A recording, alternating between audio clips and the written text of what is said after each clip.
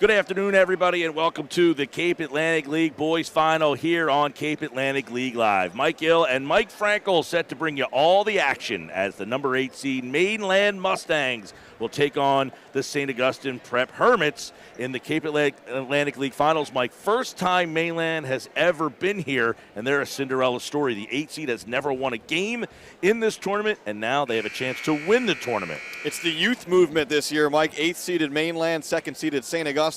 There might be a grand total of 1 senior on the floor at any given time between these two teams. So a lot of sophomores, a lot of juniors. It's the future of the league, but the future is now because these two teams have kind of made it through the gauntlet, and here we are on Championship Saturday. As for St. Augustine, another young team. I mean, this is a young Hermit team. I ask people, what do you know about this Hermit team? They'll all tell you, well, they're kind of young. This isn't a classic Hermit team, but they're 22-2. No doubt. I mean, they start sophomores and juniors, and, maybe a senior or two will come off of the bench. But, for the most part, it is a young team. And Paul Rodeo, head coach of the Hermits, said as much the other day. They're ahead of schedule, but he wants to seize the moment and win this one. We'll have the national anthem, then the starters next here on Cape Atlantic League Live.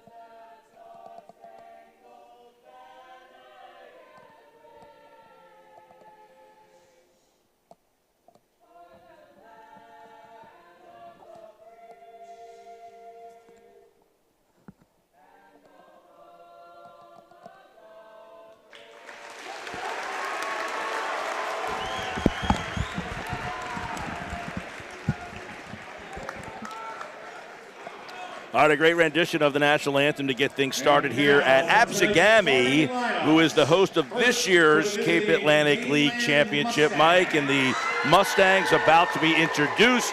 Not very deep. You'll see a lot of these 5 guys. Christian Rogers is the senior, and, he is the sort of the engine that makes this train go for Mainland. He's the leader, he's the point guard, he's the floor general, but you're right. Around him, it's 4 sophomores, Stephen Ordilli, Cohen Cook, Jamie Tyson, and Tim Travaline. Cook has been outstanding in the later parts of the season, Mike. He's carried them at times. He's become one of the better players, even as a sophomore, in the Cape Atlantic League.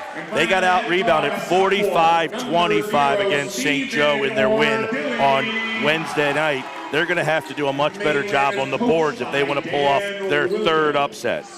St. Augustine definitely has some size. It'll be up to Tyson to kind of play bigger than he is for Mainland. But, with St. Augustine, you talk about Ife Okiboran, who's going to man the middle. He's got tremendous size, a junior.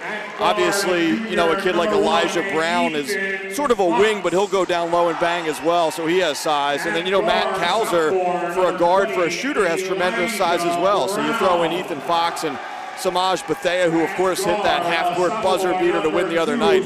It's certainly a talented and big group for St. Augustine. Yeah, Mike, and obviously they're coming off the high of winning at the buzzer, and now you're facing a Cinderella team. You wonder, hey, we hit this buzzer beater. How does that carry over into this game? I mean, look, there has to be some momentum there, but, I think once the ball is thrown up and the tip-off happens, it's a new game, it's a new opponent, and, kind of all bets are off. You feel good about that buzzer beater, and, well, deservedly so for, 24, 48 hours. But once we get going here, it's a whole new task at hand, and, that stuff doesn't matter. Yeah, you needed it to get here, but now you're going to need to play, for the full 32 minutes here to get the job done and take home a championship. St. Augustine, sixth time in the finals in the 10-year history, Mike. They last won in 2017. This is Mainland's first Cape Atlantic League final. No number 18 has ever won a 20 game. They beat EHT 50-38 and St. Joe 45-35 to get here. St. Augustine beat Bridgeton 74-43 and Holy Spirit 42-40. We are about to run things here in Galloway Township as the Prep Hermits, dressed in white, Mainland is in green, as the boys' final is about to tip off here on this Saturday afternoon on Cape Atlantic League Live. Happy to bring it to you, Mike. Here we go.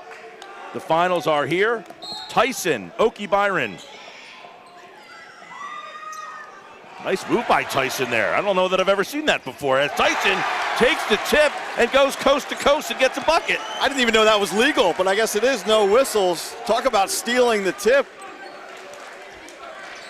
Tyson just ran out of the jump circle, let Okie Byron tip it backwards, and then he stole it and went for the lay-in. So Tyson gets the first bucket of the finals. Shot and a bucket for Brown.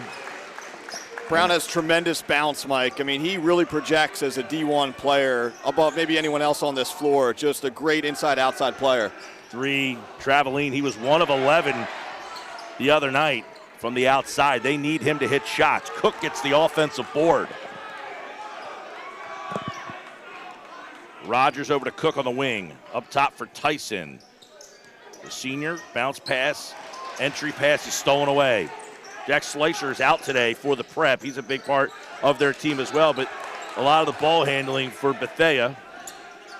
Down low into the post, Okie Byron spinning, loses the handle. Tyson comes up with the steal.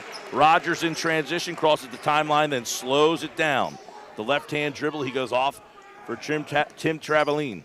Thought about it, gave it to Cook.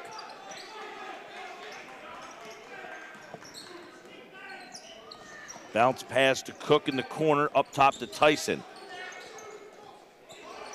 Here's where Dilly with his first handling. Good defense, man-to-man from the Hermits. About 45 seconds have tipped off the clock on this possession. Tyson with the screen, Traveline gives up the dribble. Now Tyson with a 3, back iron, no good. Rebound ripped down by Fox. Looks like the Hermits are well content on giving him that shot. Yeah, by design he had that open shot. And a 3 by Ethan Fox. And a good sign for St. Augustine. He had a little bit of an off night the other night. Mostly everyone did. I mean, that final score was 42-40, but I believe he just had 1 field goal in that game, so it has to feel good for Fox early. Another 3 off the mark. Good swing, cross the top of the key. The 3 ball is up from Kauser, no good. Kauser, another kid who's really been red hot down the stretch. I mean, stepping into the starting lineup for the Hermits with, as you mentioned, Jack Schleicher out with an injury. We hear he is ready to come back soon, possibly for the state tournament, but he's missed the entire Cal tournament, and Kauser has been really good for St. Augustine. Cook taking matters into his own hand. Left-hand layup is short. He had 21 in the game against St. Joe. Kauser down the middle of the paint, leaves it off of the baseline. Okie Byron up under, and he is hammered, actually. Brown taking the ball to the basket.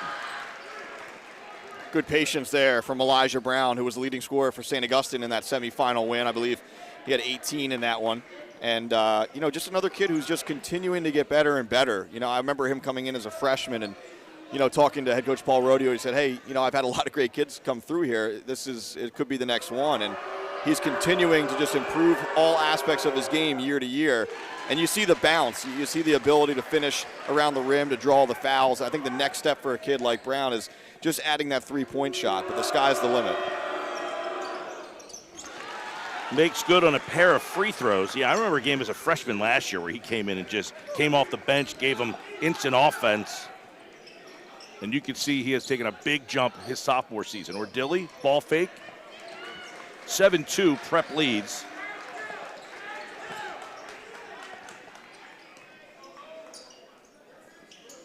Traveling, bounce pass down to Cook. Cook off the back of the glass, way high. Fox catches, Oki Byron. Kauser kicks it out to Fox. Long three, short, tipped out. Oki Byron. Traveling comes up with it. Cook into the corner. Rogers with a long triple. Down it goes. Much needed bucket for Mainland there. And Rogers, he has the range. We've seen him launch from NBA range multiple times this season. He's comfortable shooting it from just about anywhere inside half court. Brown, bounce pass, tried to get it to Oki Byron, stolen away by Rogers. Rogers streaking up the middle of the court, loses the handle and tips it off to Ordilli. Ordilli then spins and resets the offense. Rogers, ball fake, step back, front rim no good. Brown clears the glass, and he double dribbled. Based on the pressure from Cook from behind, I mean, that's the kind of hustle play that when you're an 8 seed and a younger team, a scrappy team, you have to make those plays. And that's sort of, the epitome of what Mainland has done in this Cal tournament. It's that hustle play, that forced turnover. Now, how many games have you seen the Richland Rowdies outnumbered by anybody? But the Corral Crazies are winning that battle, Mike Frankel. And the Corral Crazies are in here at Absegami for the long haul today with the girls of Mainland playing for the Cal Championship after this one. On the wing for Ordilli, up top to Cook. This is Rogers wearing 2 in green. Traveling for 3, front rim, no good. Brown clears the glass. Bethea up the sideline. And he tried to dump it down to Oki Byron and just threw it out of bounds.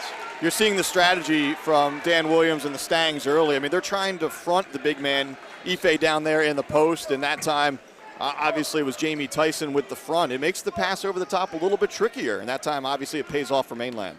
7-5 Mustangs trail with the ball, dressed in green. Here's Rogers. Leaves it off. Traveling. Tyson. Rogers gets the open look 3. Short. Oki Byron with the rebound.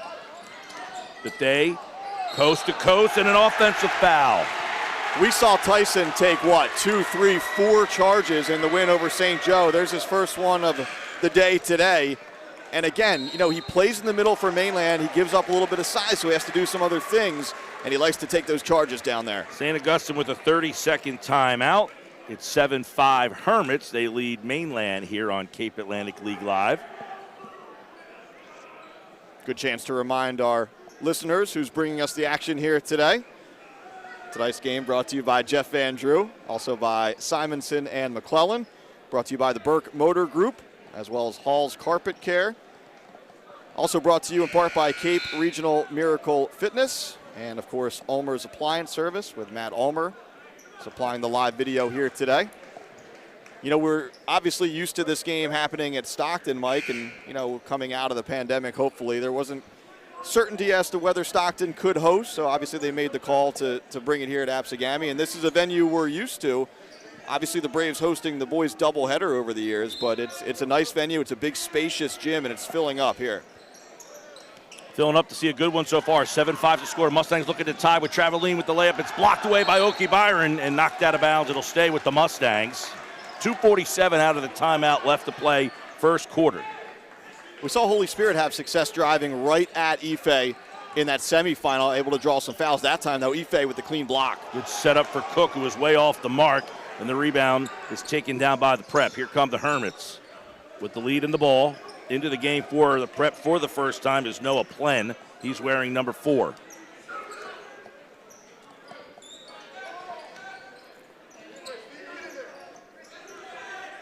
Fox over to Plen. Cutting, Brown to the lane, no good. Rebound. Brown looked like he lost his footing, but Plen came out of the mix with the ball. Coming up on 2 minutes to play in the first, a 2-point lead for the Hermits. Into the corner. There's Brown. Faces, fires it hard off the glass, and it's too strong, and the Mustangs get the stop. Good defense there by Stephen Ordilly. You know, didn't foul, just sort of held his ground with the hands up, forced a tough shot, and it rims out. Jab steps his way towards the bucket as Traveline, and he's fouled.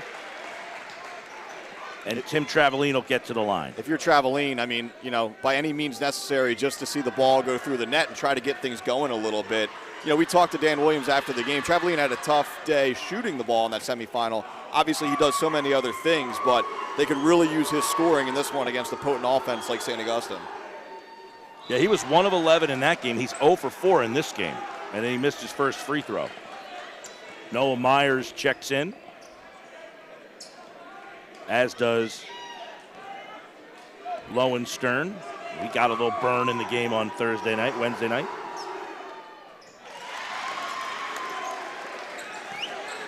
The Traveline makes 1 of 2. They go right at Myers, and Brown gets the bucket. You see the physicality of Brown. I mean, he's a slasher, he's a wing player, but he doesn't mind banging down low. There's a lot of contact there, but Brown's strong enough to take it and finish. Traveline looking for the roll, leaves it for Myers. Nice little underhand dump pass there by Traveline. Myers caught it and got fouled, so Noah Myers will get to the line. Yeah, some of these guys off the bench for Mainland. Actually, it's on the floor, my bad. It is on the floor, but could be X factors here today. I mean, Lowenstern, Myers has the ability to score in bunches for Mainland, and even if we see an Owen Mead off of the bench, he'll provide some size possibly later in this game. Traveline's 3 straight off the mark. His front rim no good. The ball is on the ground, and it is tied up, and the arrow faces the prep. 1:10 to play, 9-6 St. Augustine leads. Look, Mainland's down 3, but, you know, we talked about it a bunch the other night. The Mustangs would love to play this game in the 40s and 50s. I mean, if they can take some time off the clock, get some good looks, keep the score down, play it a half-court game, you know, they're going to have a better chance to win. The Hermits, they don't mind playing that style, but they like to get up and down a little bit more. They're shooting 16%, Mustangs are, and a 3 and a foul. Hauser with the catch, the shoot, and the bucket. He's so good from distance, and he has that unorthodox release. You know, it's not that classic high-point release. And because he releases it a little bit lower, he's able to draw the contact sometimes, and that's exactly what happened there. Yeah, Mainland shooting 15%, 2 for 13 from the field so far. St. Augustine 50%. Hauser's 3 goes down, and he was fouled. You're right, he kind of shoots it from the ear like a catcher throwing to second base. It's probably one of those deals. Look, I mean, you know, he's at the age right now, he's so efficient shooting it like that. You're not going to really change his shot at this point, right? Why mess with a good thing? You know, if he's 7, 8 years old and you see that, maybe you correct it, but at this point, hey, you know, don't fix what's not broken. Half-court trap, here come the prep. Mainland trying to get it across the timeline, they do. Trailing by 7. Lowenstern just into the game. Cook, cross-court pass. Traveline thought about a 3. Now he takes it to the bucket, and he can't get the bunny to fall. Boy, the cylinder is just unkind for Traveline over the last 2. Final shot for the Hermits. They already lead 13-6. Shamaj Bethea. Good hands by Noah Myers to knock it out of bounds. So 10.6 seconds off the inbound for the Hermits.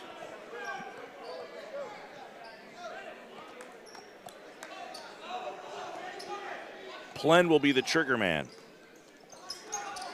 Hauser catches. 10 seconds.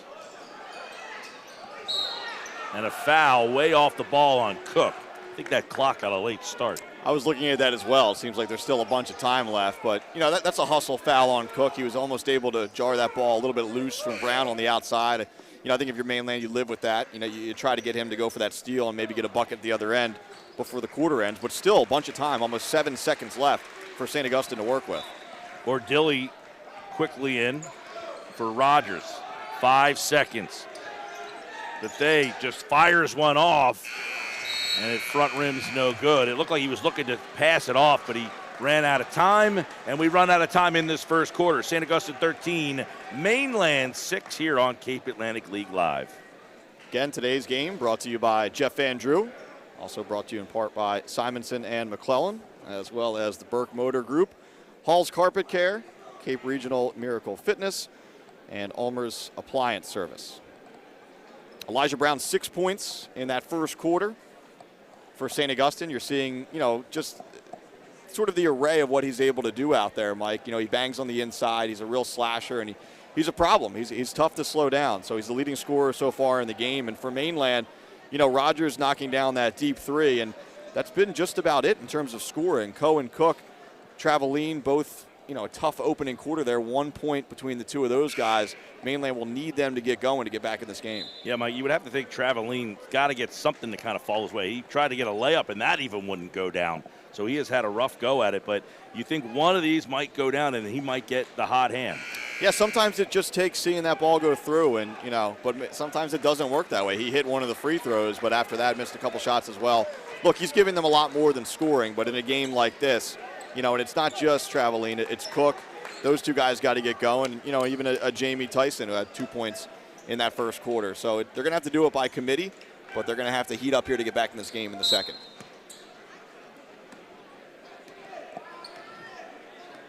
All right, start of the second quarter, 13-6. Mainland trails with the ball. The zone look now by the Hermits. And Traveline had the open three. In and out, no good.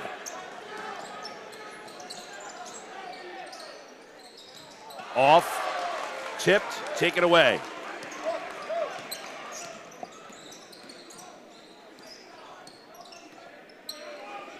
Mustangs.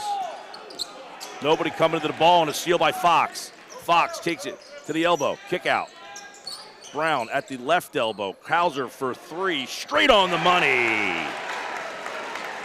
He doesn't need much room, Mike. He really doesn't, even with that unorthodox release. And, we saw the Hermits. Now they're back to a man-to-man, it looks like, but they were in kind of a zone trap there, and boy, did it work. They turned the Mustangs over immediately. 10-point lead for the Prep. Mustangs with the ball. Cook scoreless so far. He's the Mainland leading scorer, had 21 in the game on Wednesday night. Ordilli trying to take matters into his own hand. Dribbles towards the basket, loses the handle, then kicks it out. Quick pass to Tyson, over to Cook. Cook, three ball, good. What a shot in the arm, too, for the Stangs. We talked about it. Cook seeing that ball go through the net for the first time. 3 big points. So Cook gets his first buckets. It's a 3. Cuts it to 16-9.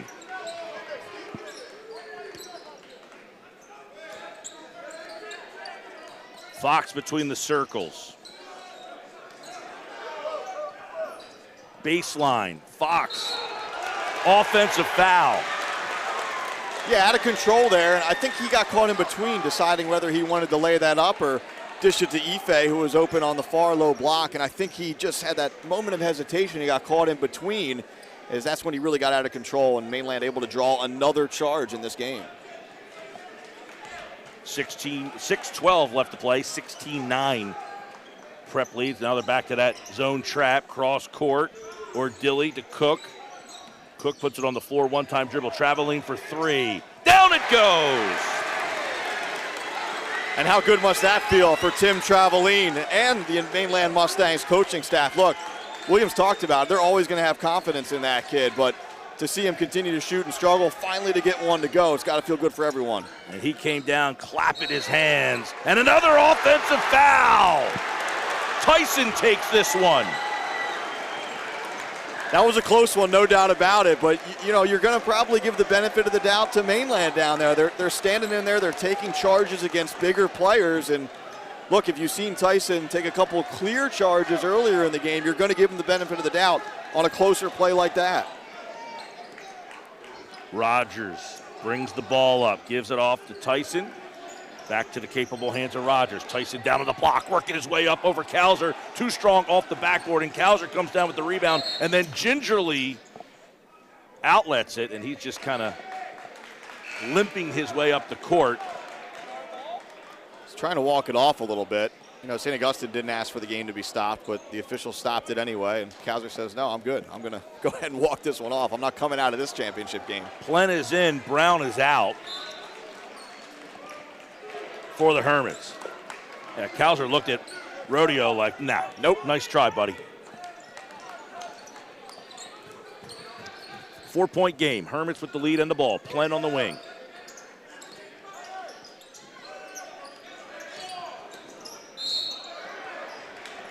Looks like a foul going to be charged to Traveline out on the perimeter as Kauser.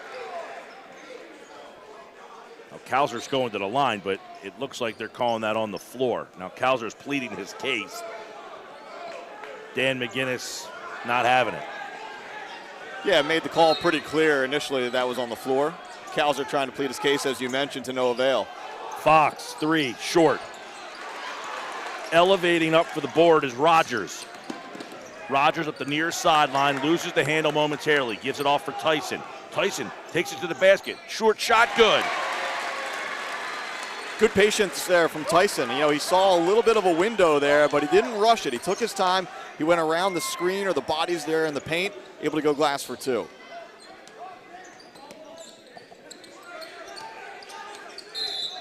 Offensive foul, OK Byron on the screen.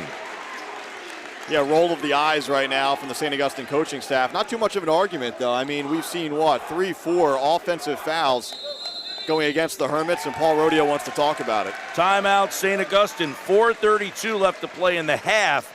16-14, Hermits over the Mustangs here on Cape Atlantic League Live. Another chance to remind you of the great sponsors that help us bring the live action to you here today. Obviously, Ulmer's Appliance Service. Also, Cape Regional Miracle Fitness. Today's game brought to you in part by Hall's Carpet Care, as well as the Burke Motor Group. Brought to you by Simonson and McClellan, as well as Jeff Van Drew. Mainland was in a little bit of trouble there, Mike.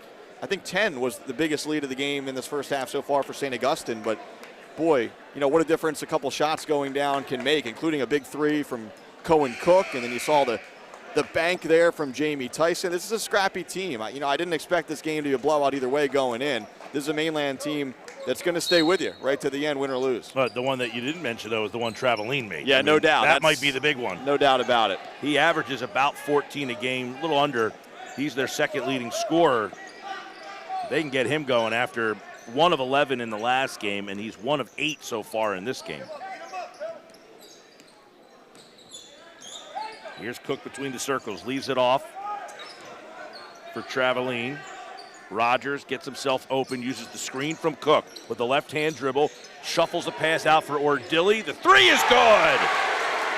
And what a bonus that is. Ordilli is a guy that the Mainland, quite frankly, doesn't get a lot of points from. He does just about everything else, great defensive player. But for him to hit that shot and give Mainland the lead, no less, big-time make from Ordilli. Gives the Mustangs the 17-16 lead. Kauser for 3, rattles it home. Second 3 of the quarter.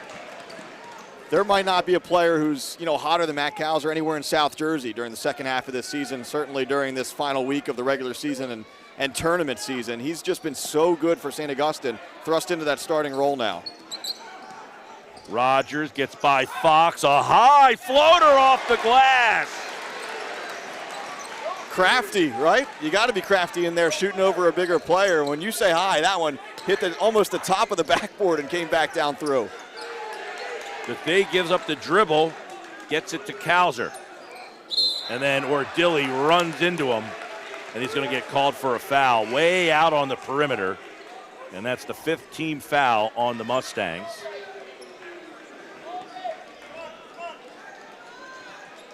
(19-19), we're tied. 3 minutes left to play in the half. 22-2 Hermits, 14-10 Mustangs. Brown, bank shot, good. And that's a set play for St. Augustine, almost catching Mainland, napping just a little bit there. Most teams just inbound that ball into the backcourt, but that's a design play to hit Brown in the corner and give him space to work. Hermits in the finals for the 6th time, looking for their first championship since 2017. The Mustangs have never been in this game. Ordilli with another 3. That one's off the mark. Taken down by Brown. Brown in transition, Bethea. Stutter step. And a 17-footer's way off the mark. He's a guy who didn't have a great shooting game. Obviously, he's going to hit a shot that all of us are going to remember for a long time to end that game, but he struggled a little bit, during most of that contest the other night against Spirit.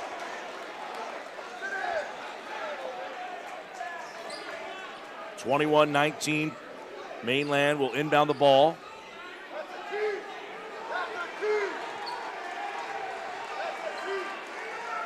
Seems that the Hermits aren't too happy with the way that call went.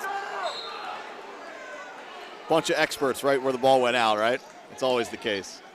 Now, in the new world we live in, Mike, the coaches don't wear shirts and ties that much anymore. No. So Rodeo's tie, there's no timing of when he took it off. Right. Well, given what Coach Rodeo's been through this year, I think he can wear just about whatever he wants to these games now. Great to see Coach up and down on the sidelines there and getting back to full health. 21-19 Mustangs with the ball. Here's Rogers, step back. Tyson, three. Back of the rim, no good. Bethea clears the glass. Kalzer, three ball. Side of the rim, run down by Travaline. Now Ordilli gets it into the hands of Rogers, who slows it down as he crosses the timeline, trailing by 2.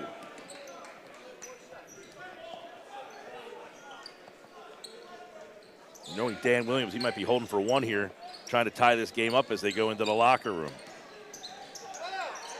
Tyson takes it to the basket all the way, and he is fouled from the backside. Boy, Tyson saw a little bit of a separation and took the opportunity to get to the hole, and he'll get fouled. 2 shots here, Mike. He picks his spots, right? We talked about it. Cook and Travaline are the leading scorers on this team, but Tyson obviously plays major minutes and picks his spots offensively. He's a smart player, just as a sophomore, and you mentioned it. You saw that little sliver of a hole there, and he sliced right through it. Cook on the bench for Mainland right now.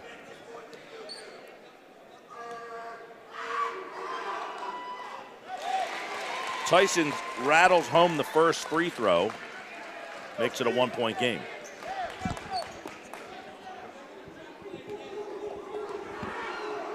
Yeah, I believe that's 3 fouls on Brown, too, so something to keep an eye on. Tyson makes both free throws. We're tied. 1 minute to play in the half.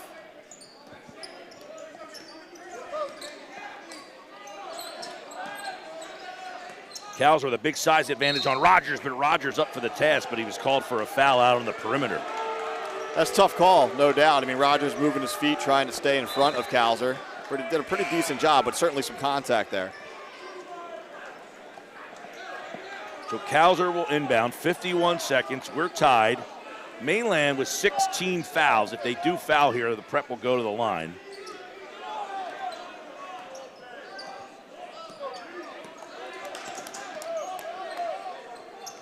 Kalzer with a wide open look.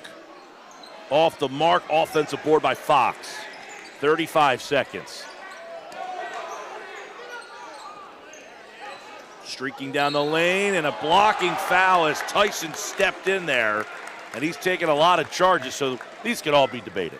Yeah, that one, that's a good call, at least from our vantage point. Tyson, give him credit. I mean, he's trying to draw another one there, but he did slide in super late, didn't quite have position, and good aggressive drive there by Samaj Bethea, the sophomore transfer from Woodrow Wilson.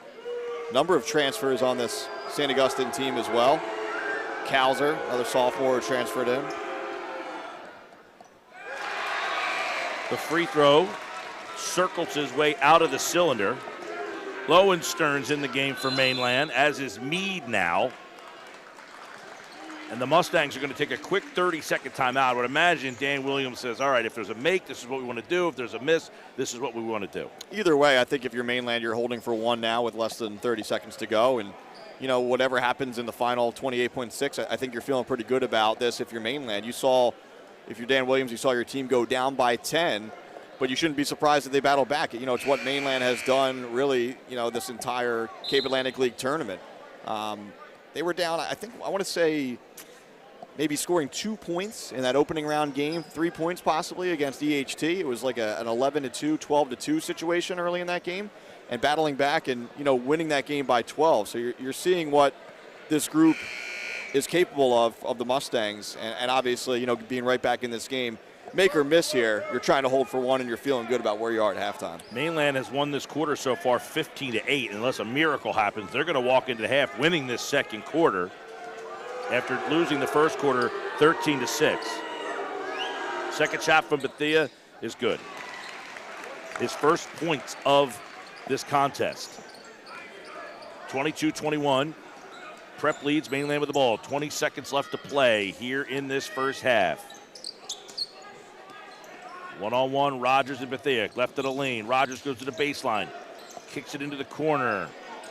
Rogers thought about a three. Low pass for Ordilli over to Cook. Cook gets by his man. Bounce pass down low, and Meade lays it in. Bethea with a half-court shot. It almost went down. And the Mustangs, the 8th-seeded Mainland Mustangs, will go into the locker room with a 23-22 lead over St. Augustine Prep. Look, I don't know if that play was originally designed to go to Meade, but it just speaks to the patience and the poise for Mainland, right? I think, Rogers wanted a three in the corner. It wasn't there. Ordilli almost lost the ball, but a big head fake there by Cohen Cook to basically make it 5-on-4, and Mainland finds the open man. Mike, they don't care who scores. That time it was Meade, but he got it done. Halftime here at Apsagami. Mike and I will be back for the second half. Mustangs 23, Prep 22. Cape Atlantic League Live second half is coming up next.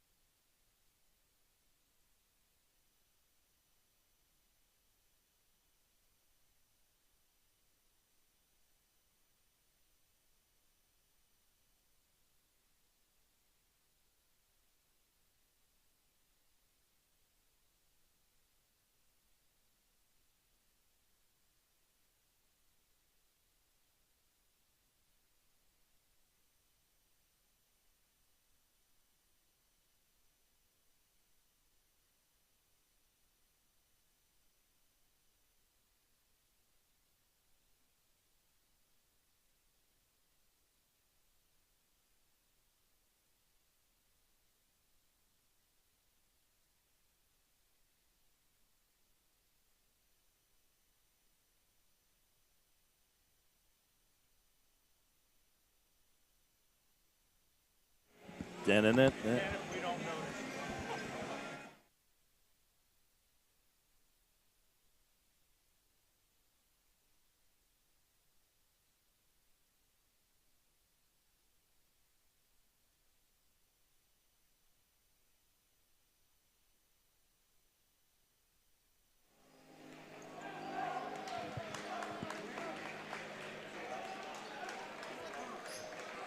Second half about to start here at Absegami at the Boys Cape Atlantic League Championship game between the Mainland Mustangs and the St. Augustine Prep Hermits. 23-22, Mainland leads Mike Gill, Mike Frankel set to bring you the second half action here on Cape Atlantic League Live, Mike. And if you're the Mustangs, you're up at halftime. If you're the Hermits, you're trailing. Obviously, they're the favorite in this game. I would imagine Paul Rodeo is a little different speech than Dan Williams' speech. Yeah, I think if you're Mainland, you're thrilled about the way you closed the half, right? You fell behind by 10. You know, it's a resilient group. They battled back, and for the Hermits, you know, you had control of the game. Not that you're going to, you know, grab control in the first half and cruise the rest of the way, but you let Mainland back into it, and now you have to deal with it. We talked about it a few times. I really didn't think this game was going to be one-sided one way or another. Both teams are too young. You know, there's too much kind of inconsistency on both sides, but when you say inconsistency, you know, talent comes along with that as well. And when things are going well for both teams, you're seeing what it can do. Cowser, the leading scorer, with 10 points for the Prep. 6 points for Jamie Tyson. He leads the Mustangs. 23-22 live action. Second half underway. Prep with the ball, dressed in white. Baseline Bethea. Cowser. Fox for three, off the mark. And Brown's going to get called for his fourth. That's tough. I mean, look, he went over the back. I think if you're Elijah Brown, and I'm sure it was talked about in the locker room, you have to be careful. That you just can't put yourself in that position right now. And St. Augustine doesn't get it subbed to the table in time, so Brown's on the floor on defense with 4 fouls. Kick out, 3, Cook. Hey now! I was about to say, I think if you're Mainland, you go right at Brown, but that's even better, right? Get your 3. That open look from Cook, and he bangs it down. Brown, off the mark. Missed it all. Cook with the rebound. I think if you're St. Augustine, Mike, you know, someone who's not in foul trouble almost has to take one right now to get Brown out of the game. I mean, imagine if he fouls out here with all this time left. And you saw it there. Brown didn't even challenge. It was a clean layup for Traveline. And they call that timeout, Mike, to get him off the floor. Rogers with the layup, uncontested to the basket. Timeout, Hermits. The Mustangs lead 28-22. Today's Cape Atlantic League Championship game brought to you by Jeff Van Drew. Also brought to you in part by Simonson and McClellan, along with the Burke Motor Group. Also brought to you by Hall's Carpet Care, as well as Cape Regional Miracle Fitness, and of course, Ulmer's Appliance Service. Matt Ulmer supplying live video of today's action for all of you out there. Just a dream start to that third quarter if you're Mainland, and a nightmare on the other side of the coin for St. Augustine. I mean, Mike, you got to ask the question, is Brown done for the whole third quarter? I think it depends on the game flow, right? I mean, if you can hang in the game without him, I think so. If we see this thing swelled to 10 or 15 points, you know, then it's a hard decision for Rodeo. I think you have to get him back out there, but it's just, you just can't commit that foul there. Was it a ticky-tack call? I don't know. I mean, look, a Mainland player had position, and Brown was on his back. So, you know, he went over the top, and the whistle blew. Rory Friel is into the game for the first time for the Hermits, dressed in white, wearing number 3. So Elijah Brown with 4 fouls is on the Hermits bench. He had 18 points in the last game with 11 rebounds. They will have to go the bulk of this one without him. That means this man, Cowser, will need to pick it up. And he hits the 3, his 4th triple of the day, keeping the Hermits around. He doesn't need much space, right? Just that little window to get the shot up. Traveline, here he comes. He's got 5.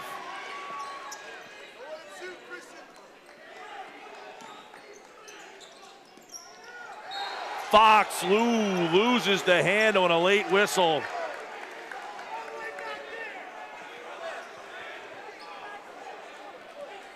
Question now for St. Augustine, who steps up? You saw Kauser continuing to stay hot, but they're going to need someone else to fill that void left by Brown. Is it Bethea? Just a single point so far in the game. They need to get him going as well. Prep will inbound the ball. The foul was charged to Traveline. Cook just left Bethea, who said, fine. I'll take the three, and he connects. Couple breakdowns defensively on the perimeter the last couple possessions for Mainland. You just can't give some of these guys that much room.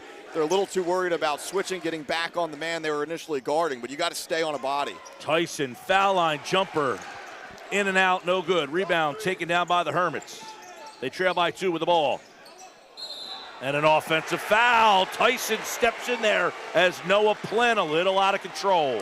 And you don't get much of an argument from the St. Augustine bench. You know, you like the aggression if you're playing a bench player trying to make a difference, but you're right. I mean, Tyson was camped out down there waiting for that charge. Cook brings it up. Gets a screen.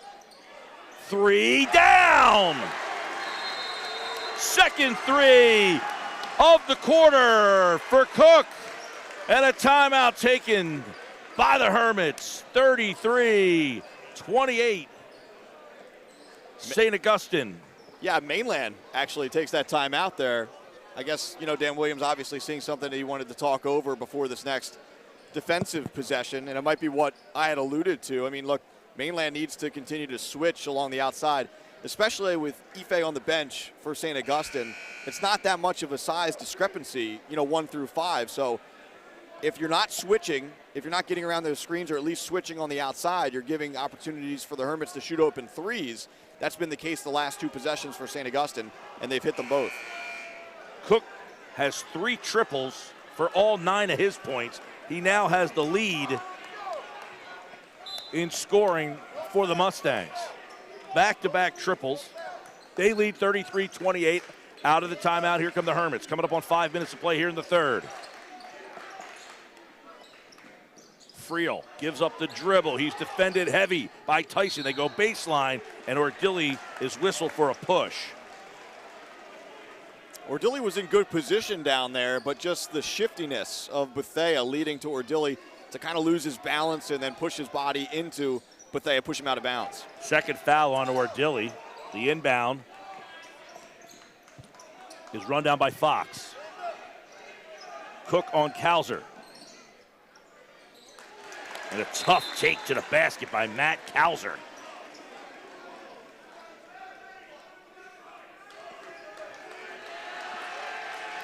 I think we have a warning against the Hermits too, potentially touching the ball after it went through the net. Stern warning, I might add, but you know, that's another part of Kauser's game. He's a great outside shooter, but he can put it on the floor there. Mustangs lead by 3. Rogers gets it across the timeline. Traveling to a cutting Cook. Cook gets his own miss. Cook puts it back up and down.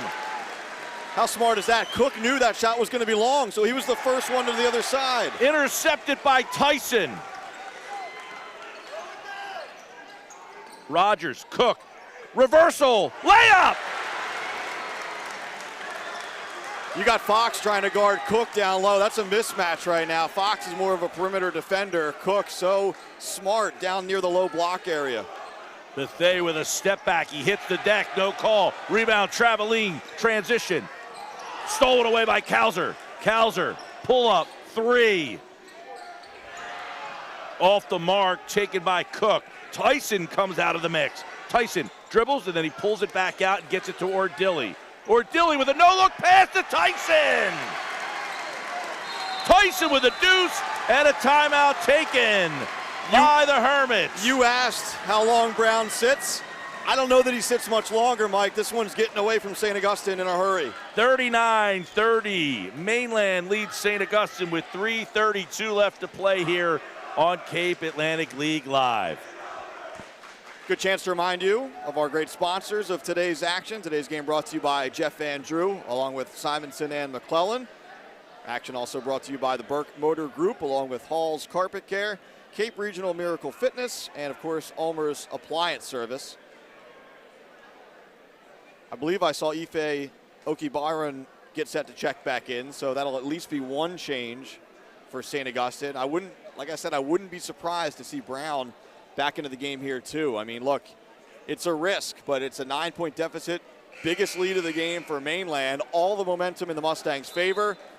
And confirm, Brown checking back into the game with 4 fouls and 3:32 to go here in the third.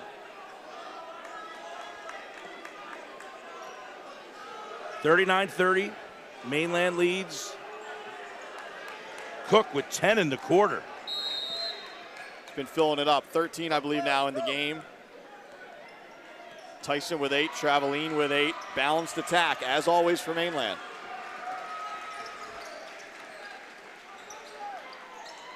Bethea uses the screen. He goes right of the lane. Nice to the basket. And he's fouled. The sophomore for St. Augustine stepping up as well. You know, we mentioned his name as potentially a guy who needed to up his game here in the third, and he has. Hit a 3, gets the and 1 there.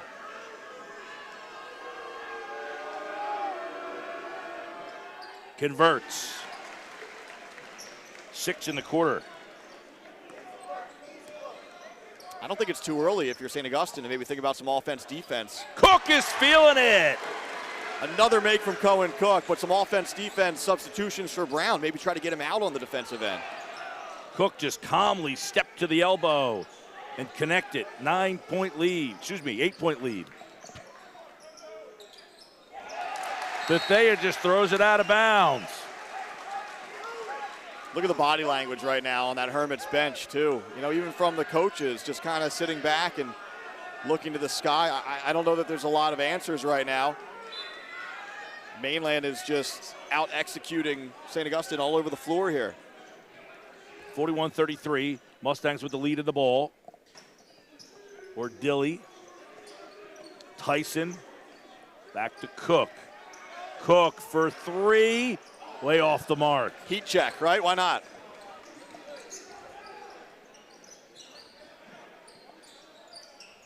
Open turnaround. Brown, no good. Tyson with a good box out. Gets the board.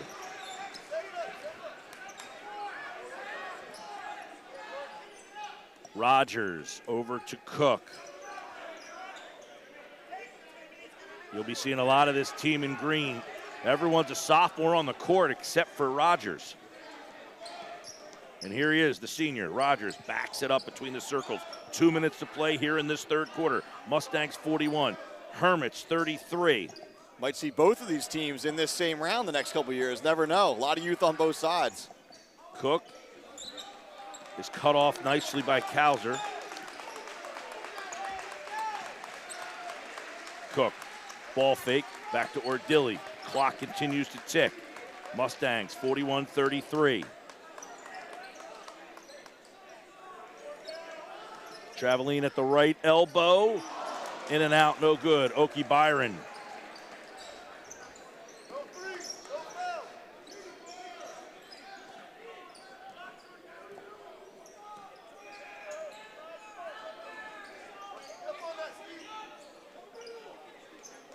Here's Brown in the middle of the paint. A little running hook shot, too strong. And the Mustangs get another one and done. Tyson that time almost had the rebound, but he saw his teammate was right there and he was off balance, so he let it go. Another smart play from the sophomore in the middle for Mainland. Under a minute for the Mustangs. Ordilly. And he's got Brown on him. He's got to be thinking, maybe I can pick up his 5th. Rogers spins out of the defense of Bethea. Now you got Rogers on Brown. There comes some help. Cook splits the defenders. Cook all the way to the basket. Cook with a layup is blocked by Byron. And then a steal by Ordilly. 20 seconds left to play here in the third. Traveline wanted that one, but it's a better decision to try and take this last shot. 10 seconds. Rogers stops, gives up the dribble. Baseline jumper in and out, no good. The rebound by Brown, and he'll dribble out the third and will head to the fourth. Mainland is 8 minutes away from winning the Cape Atlantic League Championship. They lead 41-33 here on Cape Atlantic League Live. Mainland outscoring St. Augustine by a margin of 18-11 in that quarter, and it was Cohen Cook, just pumping in those points. Just quick check here to see how many he had at halftime. Looks like he had just 3 points at halftime, Mike. So what, 12 points in that third quarter? I mean, that's called taking over a game. And to get it from a sophomore there, obviously just so clutch for Mainland. Yeah, Cook really, you mentioned it, heat check. At one point there, he just was shooting. I mean, he scored in a variety of ways, Mike. He hit a couple threes. He hit an elbow jumper. He had a layup. I mean, he got a miss, got his own rebound. I mean, just outworking the competition.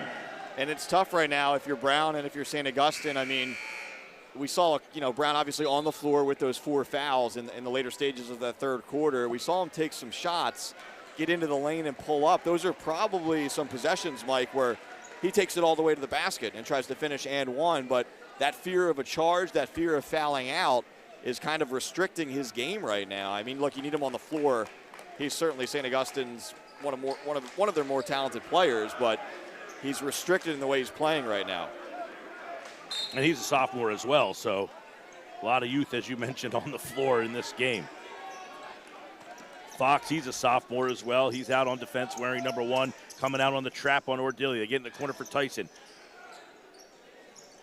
Rogers, long three. Hey now! Rogers, just like he opened the game with a triple, he opens the final quarter with a triple and gives Mainland their biggest lead out of 11. The Hermits went with that zone trapping look defensively again. Mainland struggled with it a little bit in the first half. They execute there, though. What a tough shot by Bethea with a left hand just running towards the basket and kind of shot-putted it up. That's playground ball right there. I mean, that's just a kid who's super talented making a play. Unorthodox, but whatever it takes. Cuts the lead to 9. Tyson, entry pass to Cook, and Cook gets really deep, and Kauser just has to foul him. That's his game, right? We talked about, I think I described it as old school the other night. I mean, and it is. He's a great athlete. He's not that big, though, but he finds ways to carve out space, finds ways to finish on the inside. Smoothly catches, turns, shoots just off the mark. It's a nice set play off the inbound.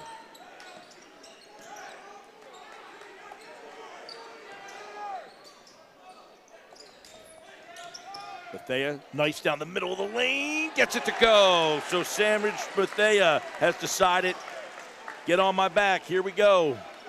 44-37.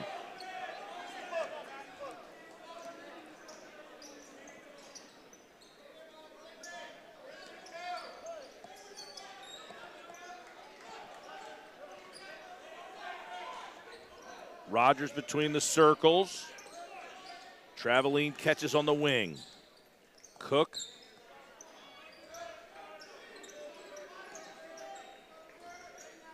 A lot of cutting action through the lane right now for Mainland. Traveling with an open three. Bang!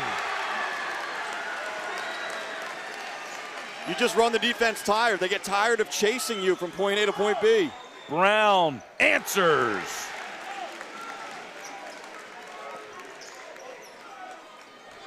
.47-40, back and forth. They trade threes.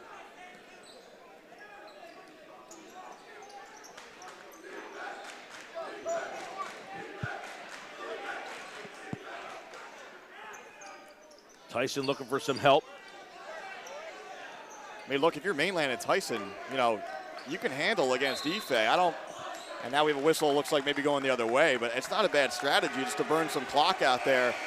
Make him come out and guard you, but it looks like they're going to get Ordelia away from the ball, setting an illegal screen. Fox and OK Byron are out.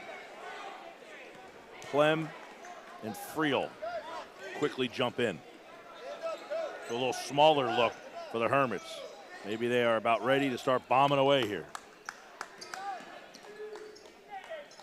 3-point shot by Brown, his last possession down. Brown catches on the baseline. Now he turns, faces, goes up towards the basket, and he gets to the line. That's obviously what he brings you when he's on the floor, right? And just an athlete down low and can create his own shot down there. I mean, almost double teamed in the post, but still able to spin and get that ball up, draw the foul. Elijah Brown at the free throw line. Gets that first one to rattle home. 4 in the quarter, 12 in the game.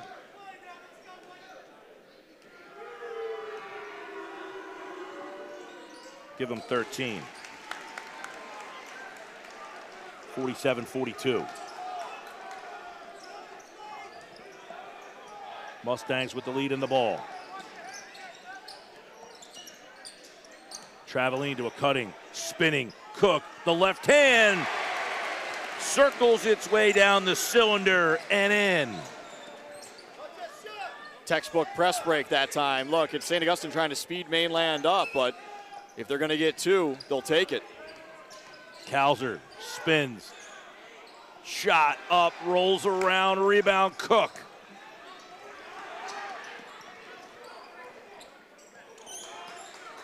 Cook with 15 points, 6 rebounds, doing it all for the Mustangs today, who lead by 7.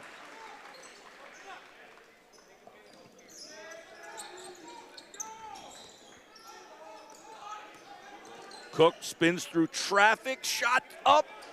Can't get it to go down, but he hustles his way towards the ball, and it comes out with Brown. Brown behind his back, he loses the handle, or Dilly runs it down.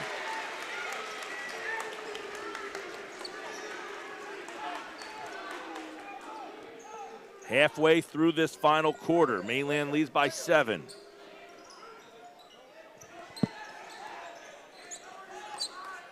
Rogers backs up. He gets doubled to Tyson. Tyson right down the middle, and he took steps before. Just got a little too excited that time, and he saw a path, but got to put the ball on the floor as you start moving. 49-42, 7-point lead, 3:49 left to play in the game. 5 fouls for Mainland as a team, just 3 for St. Augustine. Keep that number in mind. Kalzer, foul line jumper, front rim down. St. Augustine going to take a timeout to converse. They trail by 5, 49-44, 3:33 to play here in this Cape Atlantic League Boys Final. And I say, look at that number, Mike, because on Wednesday night, St. Joe didn't have enough fouls, and you kept asking, why aren't you fouling, why aren't you fouling? Well, there's 3:33, they're down, they only have 3 fouls. You got to keep that in mind. Yeah, it's just a chance to be aggressive, right? And it has to be the right kids committing those fouls. Brown most likely is going to be back on the floor, but it can't be him. But yeah, just play aggressive. Look, if you start to pick up some fouls with some kids who aren't in foul trouble, I think that's not a bad strategy because you get closer to being able to stop the clock when you have to. But look, I mean, we're not quite there yet. 3:33 to go. St. Augustine has cut this thing to 5. I mean, right back in this ball game, another stop, another make, and you're pretty much playing this one straight up to the finish.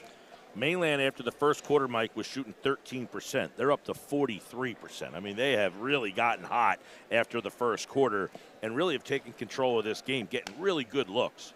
It seems like a number of players on both sides have picked it up. You know, the shooting has picked up from inside, from outside, all over the floor here in the second half. And, you know, Mainland's still on top, but we talked about it. Mainland would love for this game to end, at least, you know, in St. Augustine's scoring column in the 40s. You know, if this thing gets into the 50s, you know, St. Augustine's a team that's capable of playing, you know, and winning some higher scoring games. Look, we're at 49-44 right now, so that's not, you know, an end-all be-all, but it's just another way of saying Mainland kind of wants to slow this down the stretch, take some time, get some good shots. Hermits with that bucket. They got the timeout. Now they're going to set the press up. They trail by 5. Mainland's been up by as many as 11. Cook. What a play. Double clutch in the air.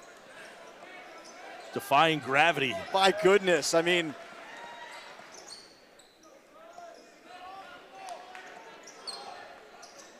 Cook calls for the ball, then he just dishes it into the corner.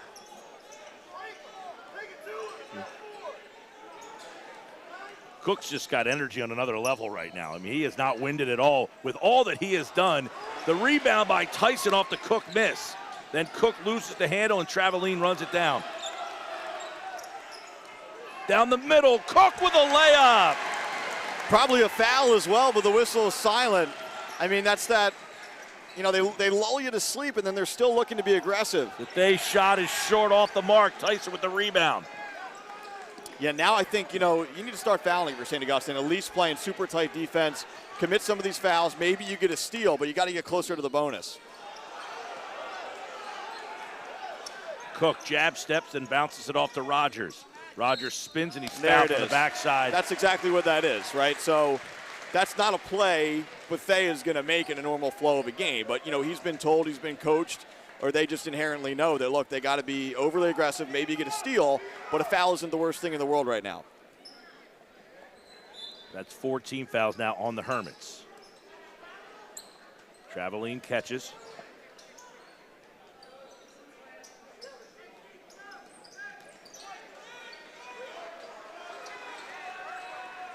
Cook taking Kauser.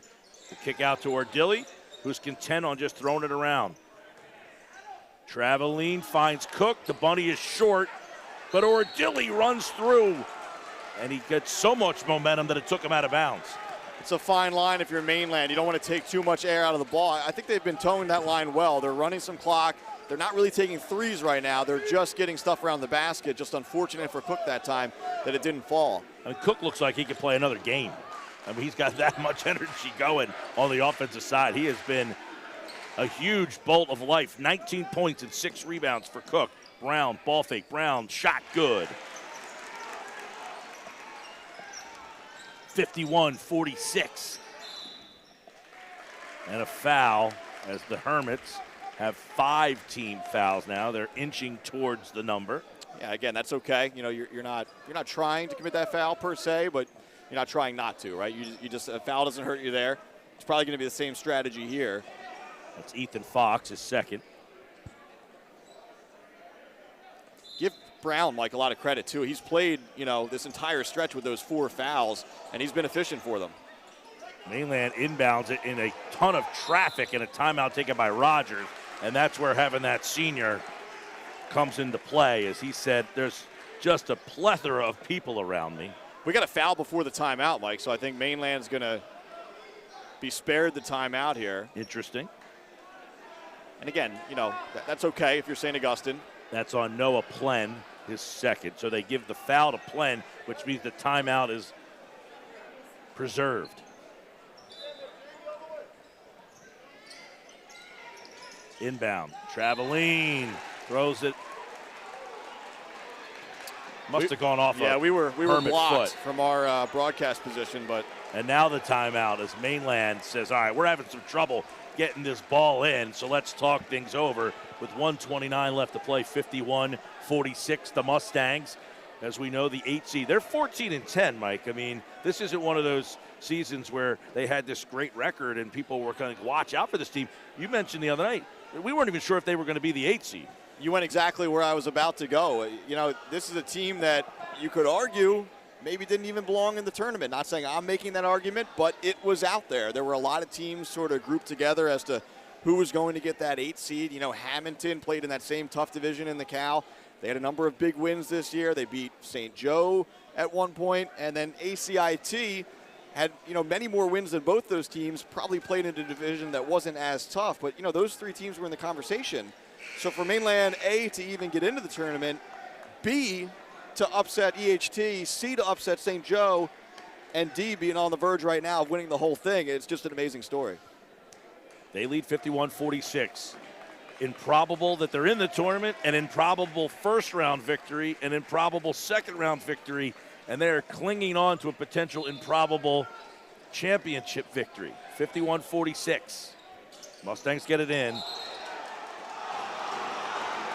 And the Hermit faithful believe that that ball went off of Cook's leg. Officials are going to talk about it. And it's overruled. Dan McGinnis came from the other end of the court and said he got a better view of it. Yeah, no argument from Dan Williams, head coach of Mainland, either. So, man, that was 3 times Mainland tried to get that ball in and had all sorts of trouble. And it results in the Hermits with the ball, trailing by 5, 123 left to play. Kauser on the wing, and the ball is knocked out of his hands by Traveline, but it bounced off the floor and went out of bounds. You almost saw the point the other way.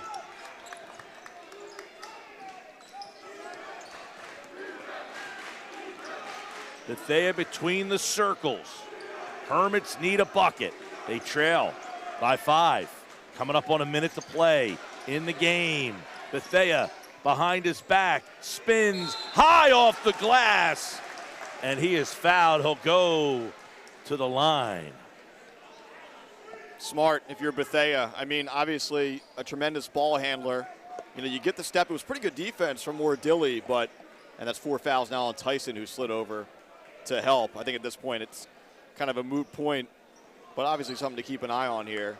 Well, we should Just be smart. looking at an overtime You're situation. right, yeah, you're right about that.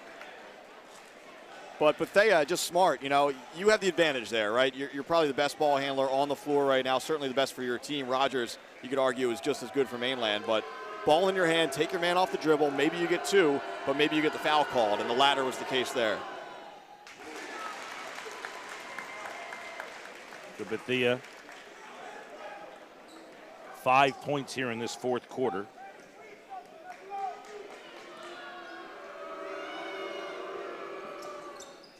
Clutch free throws. You need those points with the clock stopped. 51-48, 3-point game. What a catch by Cook. Wide receiver.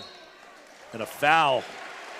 It's going to send Cook to the line. Mainland football coach Chuck Smith in the house today. We were talking before the game. He has to like that play. What a catch to go up with a man on him. He was open, going deep, if you will, for a minute, and then he wasn't. But by the time Wardilly saw him, you know, obviously, as you mentioned, as we all saw, he had to make the play over the defender. You got mossed on that play, right? Pretty much. Went right up over the corner. Free throw is short, but Cook gets his own miss. Oh. And a jump ball is the call, and the arrow faces the Hermits. Quick whistle there. There was definitely a tie-up. Usually they give him a few seconds. That one came almost in less than a second. 3-point game. Kauser's in 11. He has 4 threes in the game.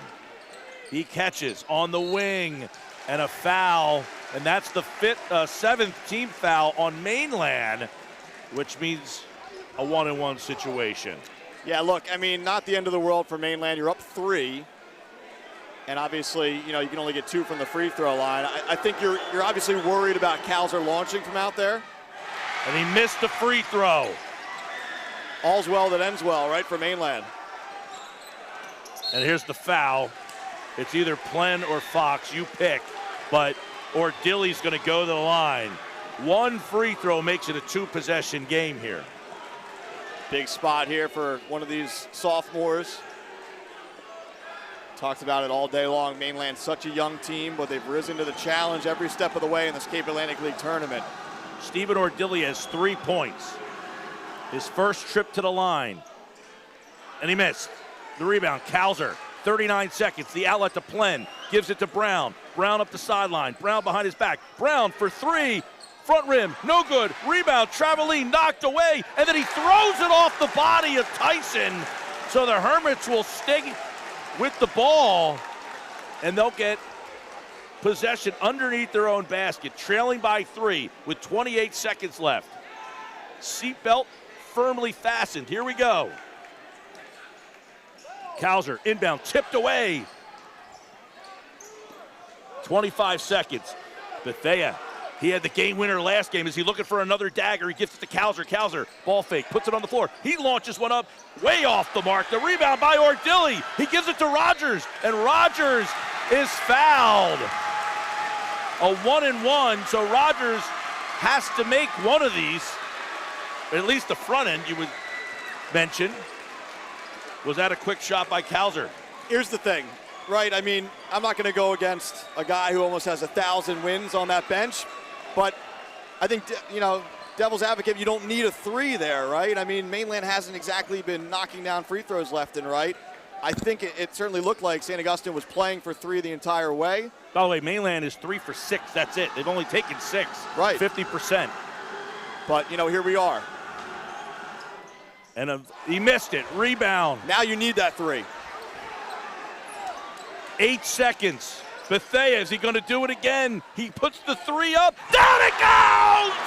He tied it! He tied it, Rogers! His answer is off the mark! And Bethea has done it again!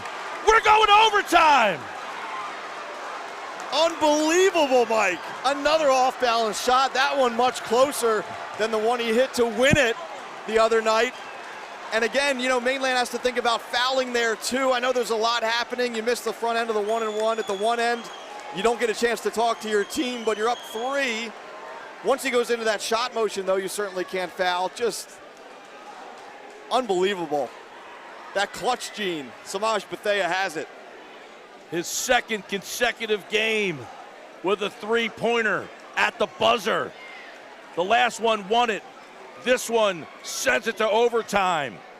4 minutes more on the clock. Mainland and St. Augustine here in the boys' final. And I brushed you off a little bit when you mentioned Tyson had 4, and you said, hey, what about overtime? Here we are. It's not just Tyson. There's a number of players on the court right now that are in foul trouble. So it might just be a war of attrition down the stretch here.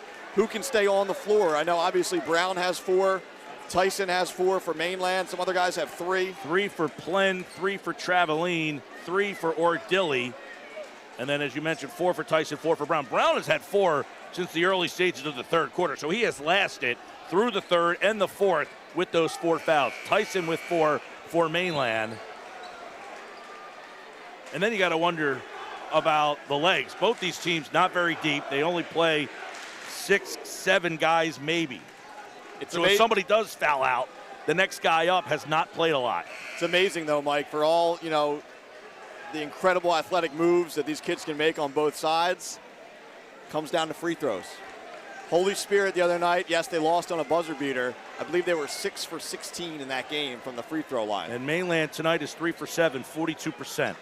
And a number of those misses, of those 4 misses, coming on the front end of 1-and-1s, where you have a chance to seal the game. I know there's a lot of tired legs out there. Let's watch this, see if it happens again, because if you're just tuning in, the opening tip, Tyson ran out of the circle as OK Byron won the tip, and he got the tip and laid it in.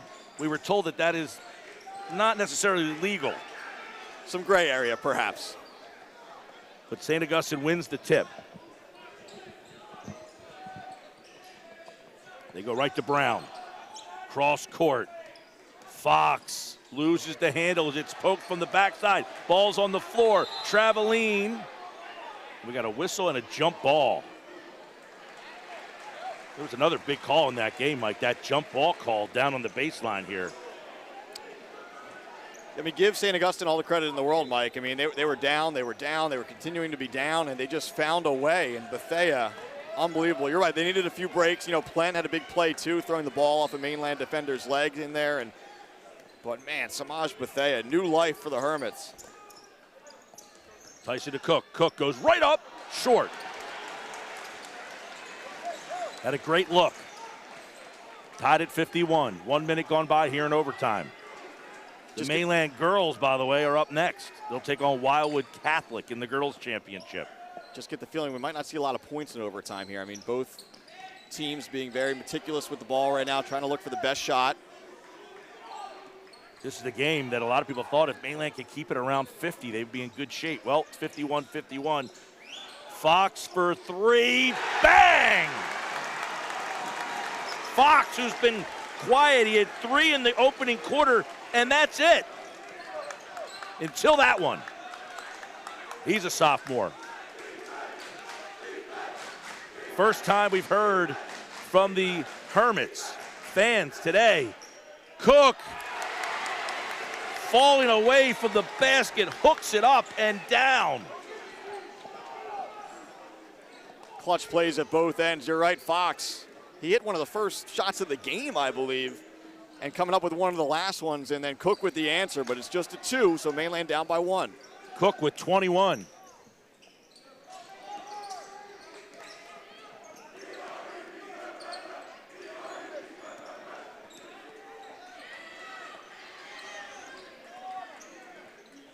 think the Hermits are going to make Mainland come out and play them here. I'm not sure St. Augustine's really looking for anything offensively. They're going almost like a four corners look here.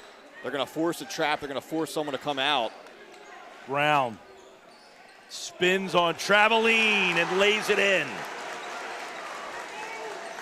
So that's a size disadvantage. Yeah, it's a spot there where you're not necessarily looking for two, but you're right. Brown felt the smaller body behind him, saw the window, and got the easy two. Down low for Cook, and he's fouled! Cook powers his way up for the deuce and can tie it. There's a lot of players on this floor, Mike, that I think other Cape Atlantic League coaches that are here watching this one today, pretty unsettling feeling that they're going to have to face these guys for the next 2 years. And Cook ties it up.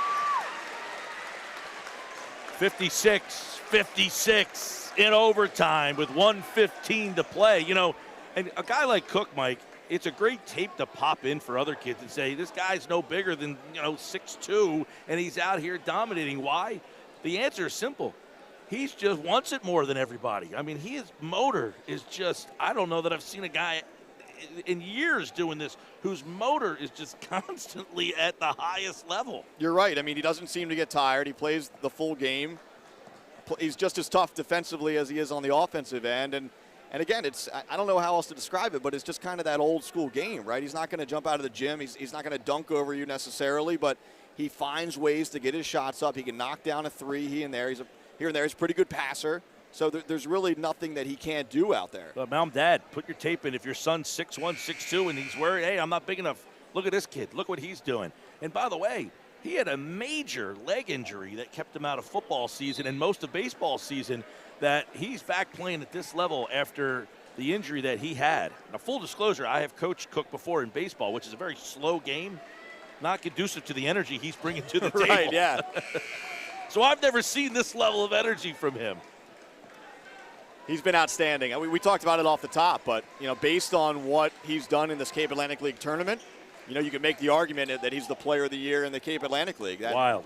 That award is certainly, up for debate. Not that it's a legitimate award, but, he's been right there. There's been no one better over the last week plus than Cohen Cook for Mainland. 24 points for Cook, 6 rebounds. Kauser has 17. Bethea was 16, 17 for Brown to lead the Hermits. Brown loses the handle. He throws it away. The ball's on the floor. Cook picks it up. Cook pulls it out with 1 minute to play.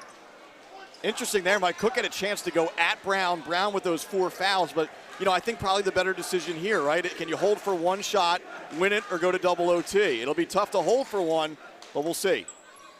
45 seconds. Mustangs. Will they hold for that one? Rogers, the senior, down low. Cook, shot up, and it's off the back of the rim. That almost went down. So Cohen Cook, 24 points. He's 1 for 2 from the line. He'll go to the line with a chance to give the Mustangs a 2-point game. 10 team fouls now for the Prep, so the Mustangs will go to the line twice the rest of the game. A little less pressure than shooting a 1-and-1, but obviously still some huge free throws here. Cook connects. 1-point Mainland lead. 38 seconds to play.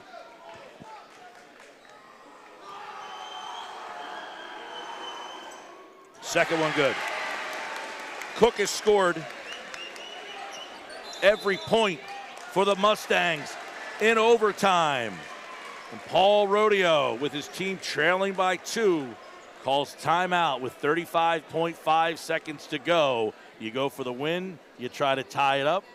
How's Coach Frankel writing up this play? I don't know what you do in terms of 2 or 3, but I know who you go to, and his name is Samaj Bethea. Because if that kid doesn't have the ball in his hands down the stretch, it's a crime. I mean, look, I think obviously you go for the tie here. If there's an open 3, if Bethea can drive and kick to Kauser or Fox, you'll take an open 3 from those 2 guys all day long. But you don't have to go for 3 here, obviously. You're just down by 2. I think, you play for the 2. You try to get something going to the basket, maybe draw a foul, and just go from there. 7 points in the quarter, the overtime for Cook. He's got 26 of the 58 points for Mainland. He had 3 at halftime, right? Is that correct? I'm looking back at my stats here. Correct. 3 at halftime. So Cook had 3 at half. He's got 26 now.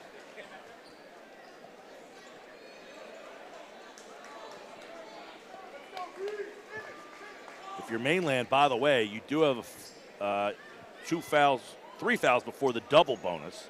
So any foul would be a 1-and-1 situation. So keep that in mind as well. You certainly don't want to foul in a three-point shot. Here we go. Bethea off the Fox. Back to Bethea. He sent them to overtime with a 3. Here's Plen. Brown. And now Bethea stares at that clock. Gives it to Fox. Plen. 7 seconds. Bethea. Bethea. Pull up. 3. Off the mark. No good. Rebound. Ordilli. The Mustangs have done it. For the first time ever, Mainland is the best team in the Cape Atlantic League. They win it 58-56. When Bethea puts that shot up, Mike, you have to expect it to go in. They've all gone in for him, and that was a pretty decent look. That wasn't necessarily a desperation shot, but, you know, the luck has to run out at some point. It was a great look. Bethea got them to overtime, just a little bit off on that final shot. And what do you say about Mainland, Mike? I know we're fresh in the moment here, so, you know, maybe it feels bigger than it is, but I don't think it's bigger than it is. I think this is one of the biggest wins in the history of the Cape Atlantic League, certainly one of the biggest wins in the history of the Cape Atlantic League tournament. This is a team that almost didn't make the tournament, Mike, and they upset 3 straight higher-seeded teams with 4 sophomores on the floor almost at all times and a veteran leader there in Christian Rogers. Just an unbelievable run for the Mustangs. 26 points, 6 rebounds for Cohen Cook to steal the show. He scored every point for the Mustangs in overtime, and he certainly was a huge reason why this team got there. But, Mike, we talked about Traveline, who was struggling.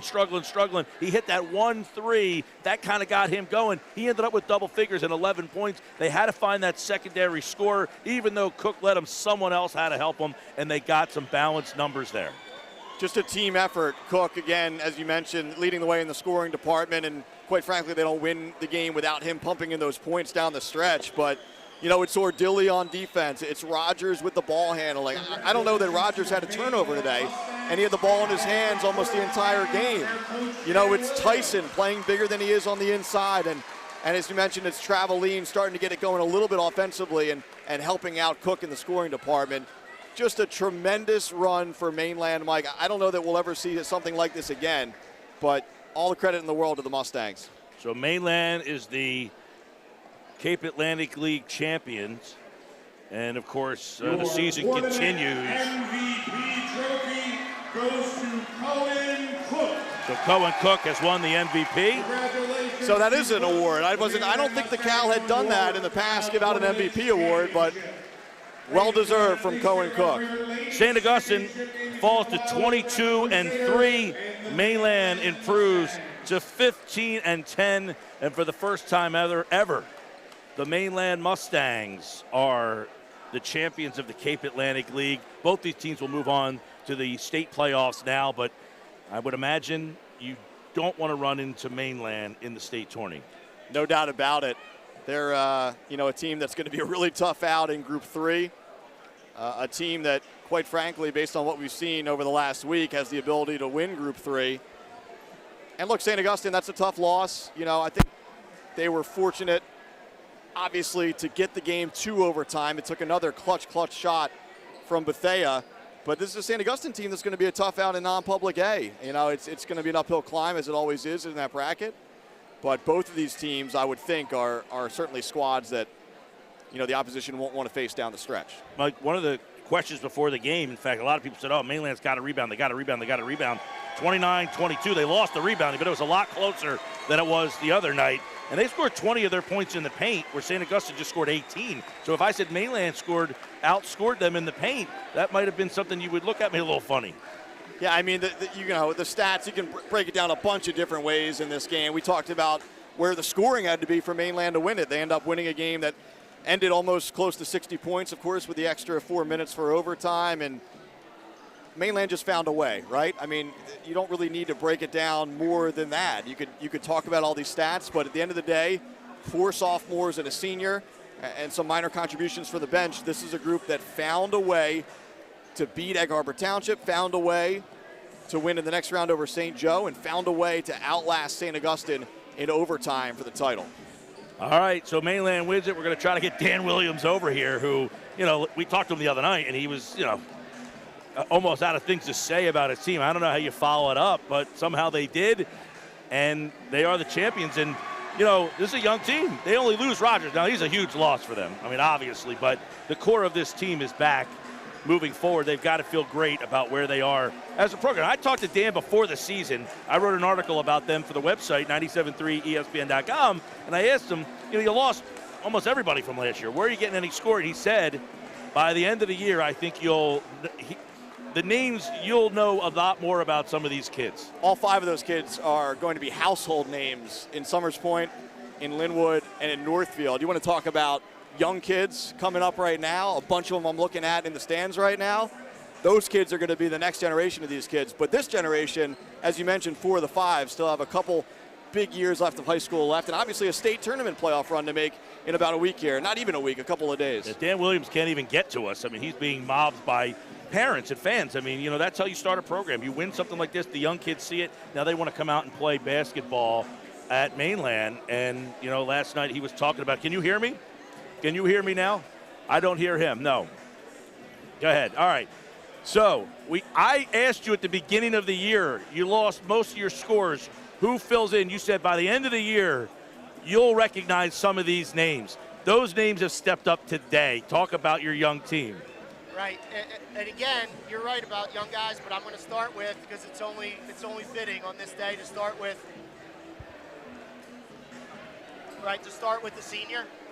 Okay, even though our young guys kind of carry us a bit, it's fitting to start with Christian Rogers. Right, he had a couple big threes and he kept us steady. All right, and he was able to handle the ball and they threw at least 3 or 4 different defenses at us. Christian seemed to be able to figure them out and get us set up into nice spots. And then obviously, as you saw, the MVP, there was no mistake about it, Cohen. I honestly said the last game, and I mean it even more after today, I think in the last 2 weeks, I can't say for the whole season, but the last 2 weeks, I think he's been the best player in the Cal. I know Lopez is the best player in the Cal overall for the season, but Cohen's been dynamite. Does he have an off switch? Cohen? Yeah, about 5 hours a day when he goes to sleep, and that's about it. He is an animal. He really is. In practice, that's how he practices. He's a beast. No one wants to go against him. Dan, what was talked about between the 4th quarter and overtime? All Bethea has done is hit unbelievable shots for this team. You guys almost have to feel like you have that game won. Now you got to go to overtime. Teams can fold under that kind of pressure, but what was your message to the team during that little intermission? Well, we just decided to stick with what we had been running. All right, Cohen had been, a mismatch for them the entire time. So offensively, as long as we could handle different pressure, we could get it to Cohen and know that we can have a reliable scorer. And defensively, we just switched to man at that point because they didn't have the big kid 21 in there. Well, they did at the jump, but pretty quickly he came out. And it was more, I wasted a little bit of time, quite honestly, being a little bit irked at myself for not calling a timeout when Christian was on the line. Do I ice him, call timeout, but get a strategy of fouling so they go to the line? And I decided not to because I didn't want to ice Christian. In hindsight, obviously, I would have done it differently. So I did waste a little bit of time in between there, which I don't like. But the kids sort of picked me up at that point. This has been a school with a lot of football success. Baseball team has been excellent. This is the first of any league championship. Is Mainland a basketball school now? Yeah, we're just listening. You mentioned too, and you're right between what Chuck's done, what Bob Coffey did, what Billy Kern's done, what Chase Pett. I mean, geez, they've just been phenomenal. But it doesn't stop there. What Scott Betson's done with the girls team has been fantastic. You look at the girls swimming is in the state championship tomorrow. Brian Booth's won multiple state championships. We're just simply trying to keep up, do our best to stay up with them just a little bit. So, well, where's the celebration tonight? Well, you know what? Actually, I would love for it to start now, but we're going up to Philadelphia to see our big kid from a few years ago, Oshun Osuni, plays up at St. Joe's at 6 o'clock. So I'm thinking about 8:30, we'll probably find a nice little place to settle into. Late night at Charlie's, maybe. All right. It could be. 58-56, overtime. Mainland, the 8th seed, is the champion. Dan Williams, thanks, Thank man. you, guys. I appreciate all your coverage, all you guys do. Thanks a lot. Absolutely. Mainland improves to 15-10. St. Augustine falls to 22-4. 22-3, excuse me. What else is there to say? I mean, just an unbelievable run. Dan summed it up so well there. It's just a team that found ways to win. Cook, we talked about it. Let's just say it. He's the best player. He was the best player certainly in the Cape Atlantic League tournament. And, you know, you can make the argument that as a sophomore that he's going to project to be just an elite level player in his junior and senior seasons. What a run for Mainland. All right, Mike Frankel, Mike Gill, we got the girls game up next. Mainland is back for the girls. They are the 1 seed, and they will take on Wildwood Catholic. This is a very good Mainland team, very good Mainland program. You know, for years they had Kylie Watson, and she was kind of the straw that stirred their drink. Well, they've replaced and reloaded, and now you see a familiar name at Mainland, Mazers. There's 2 of them, and they shoot the lights out. So if you want to see a shooting display, stick around for the Mainland girls, and Wildwood Catholic, very good as well. Yeah, no doubt. Cam Dirks leading the way for Mainland. The Mazer twins, you're right. I mean, Mainland girls, they were a favorite coming into this tournament. The Mainland boys were the underdog. Well, guess what? The Mainland boys got it done. We'll see if the Mainland girls do the same. If that's the case, it might have to be an impromptu parade through the streets of Northfield, Linwood, and Summers Point tonight. All right, we'll have that game coming up here on Cape Atlantic League Live in about 20 minutes from now. Stick around.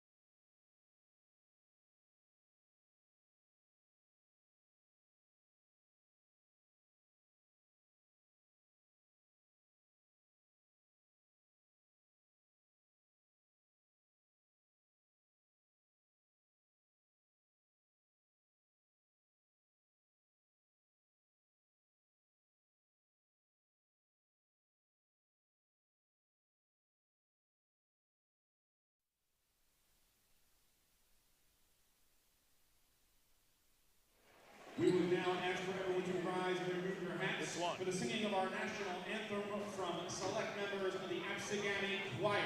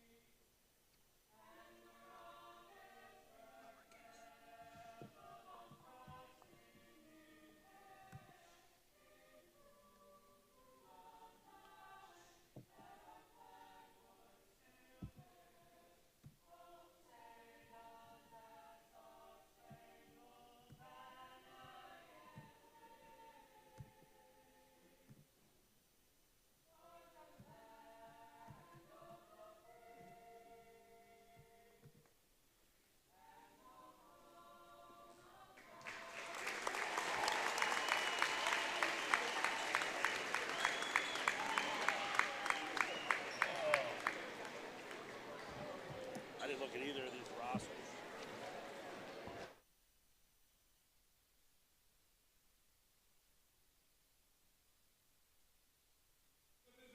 Your Wildwood Catholic Crusaders. At center, number 55, sophomore Ava Vodkes. A forward, number 00, sophomore Ella McKay. At guard, number 4, sophomore Casey Makowski. At forward, number 24, junior Carly Murphy. And at guard, number 12, a senior Kimmy Casiello. The Wildwood Catholic Crusaders are coached by Steve DePachi.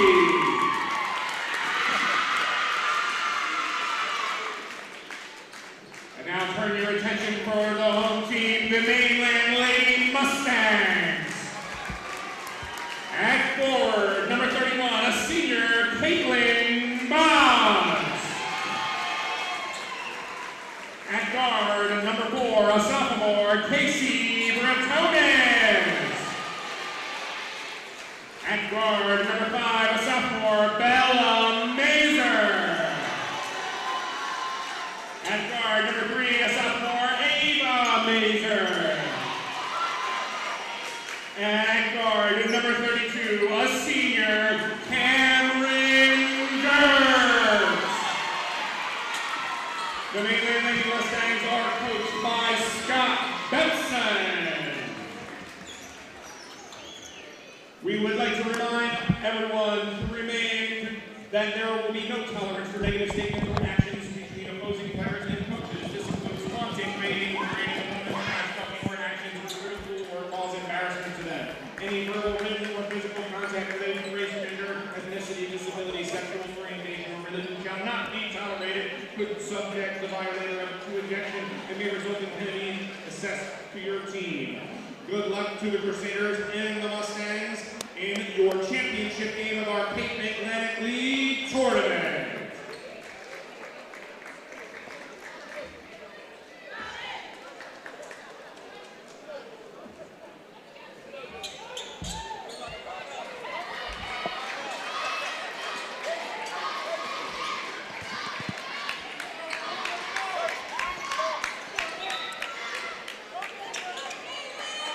And good afternoon, everybody, and welcome back to Apsigami High School here on Cape Atlantic League Live. Mike Gill set to bring you the Cape Atlantic League Girls Championship between the Mainland Mustangs and the Wildwood Catholic Crusaders. Crusaders dressed in blue, Mustangs in white, as the Girls Championship is underway here at Apsigami. The Mustangs, the #1 seed in the tournament, with the ball Mazer, Bretones, Boggs, and Dirks are the starters for the Mustangs. And Dirks' first shot goes down, so Cameron Dirks, obviously one of the top scorers in the league, gets the first deuce for the Mustangs. Mikowski, McCabe, Casiello, Murphy, and Vogdes, the starters for Wildwood Catholic. On a traveling call. Mainland with an early 2-0 lead here as the Mustang boys just won for the first time in Cape Atlantic League history.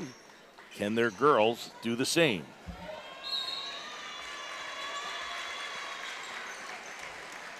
Mainland beat Egg Harbor Township 61-31. Wildwood Catholic beat Middle 49-36 in the opening round. In the second round, semis on Thursday night, Wildwood Catholic beat Apsagami 36-31, and Mainland beat Atlantic City 52-37, and that's how we are here. Shot comes up short, the rebound miss on the floor. Mazer in transition. Mazer all the way to the basket, and she's fouled. Running into Ava Vogdes.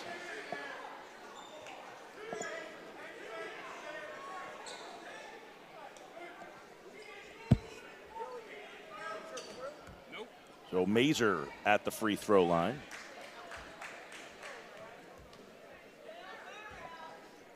Missed the first. Mainland 22-2 overall on the season, and Wildwood Catholic 21-4. Mazer missed both from the free throw line, and the rebound to Kimmy Casiello. Casiello catches on the wing. Near steal, ball on the floor, and a steal.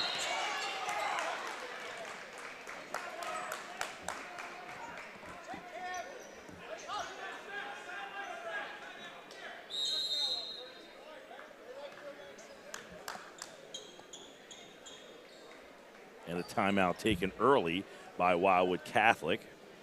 Quick 2-0 score here for Mainland. The Mustangs, the number 1 seed, as we mentioned, 3 seed for Wildwood Catholic. The Crusaders, who knocked off Apsagami on Thursday night. And Mainland, as we mentioned, knocked off Atlantic City.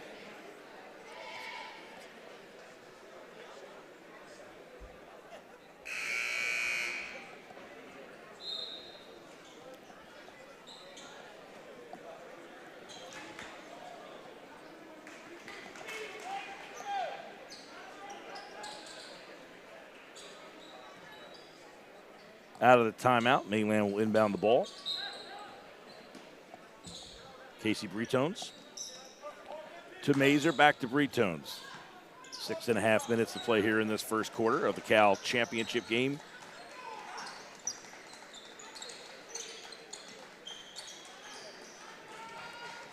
Mazer hands it off to Boggs.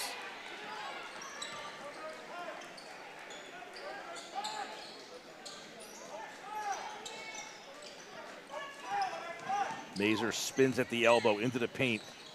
Baseline, cut off nicely into the corner, and she stepped on the end line. So Bretones turns it over.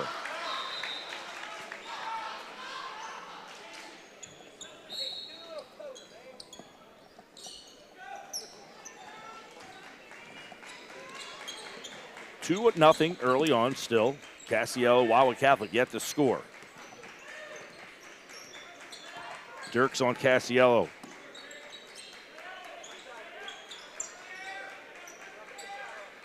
Three ball up, off the rim, no good. The rebound is off of the hands of McCabe.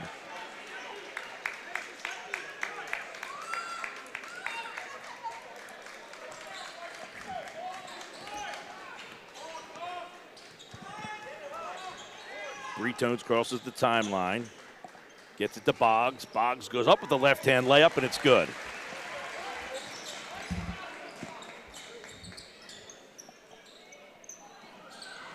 McCabe inbounds. Bukowski. Ball fake, runner.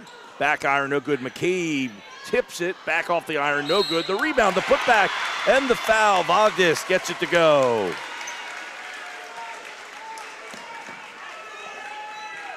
So the extra effort and the offensive board. And Wildwood Catholic gets their first bucket.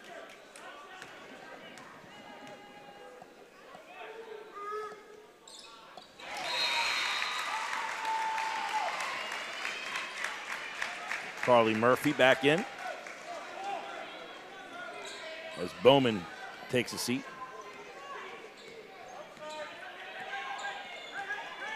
Mainland dressed in white, moving right to left.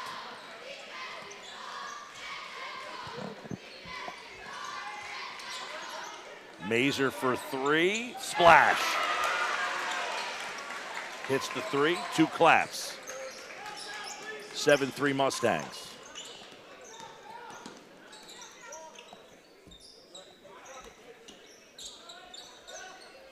Cassiello catches on the wing. McCabe for three, straight on the money, off the back of the iron, no good. Rebound taken down by Mazer. Mazer in transition, she loses the ball. It'll stay with the Mustangs. That is Bella Mazer. Ava Mazer with the three.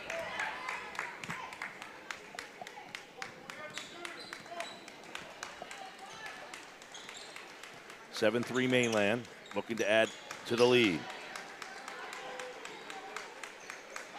Way out for Mazer, and she's short.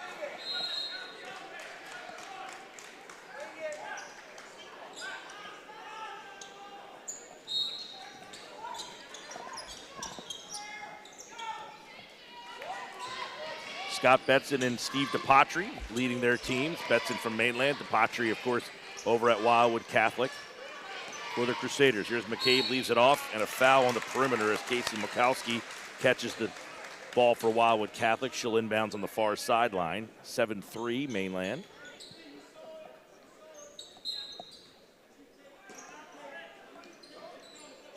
Mukowski's pass intercepted by Boggs.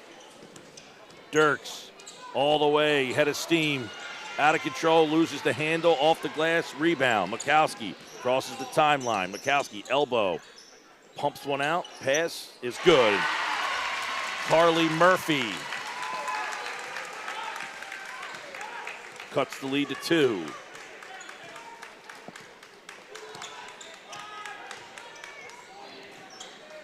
Down low for Boggs. Boggs left hand, and it's short, and a whistle.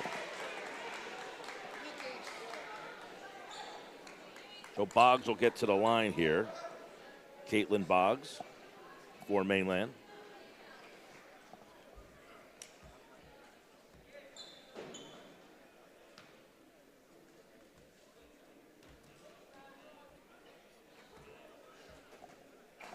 First free throw is short.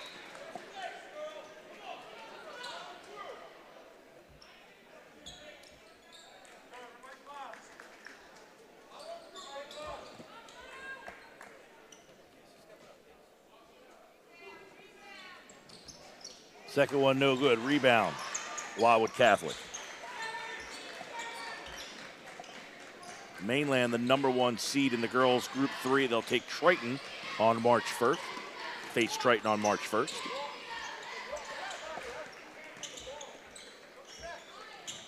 Cassiello between the circles, left of the lane, all the way to the basket. A running layup is short, and Dirks gets the rebound. Dirk streaks up the sideline between the circles with the left hand all the way to the basket. The right hand shot is off, no good. Boggs with the offensive board, and then she dribbles it out. They restart the offense. Bretones. In the corner for Mazer. Mazer dribble drive, and then she just lofts one up to Boggs. Bretones and a layup. The assist from Boggs. 9-5 Mainland.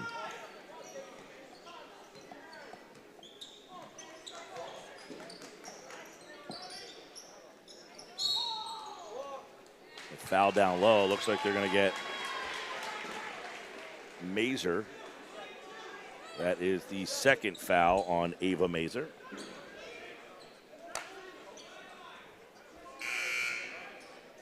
And Mazer's going to have to take a seat. Ponteri is into the game, McKenna Ponteri.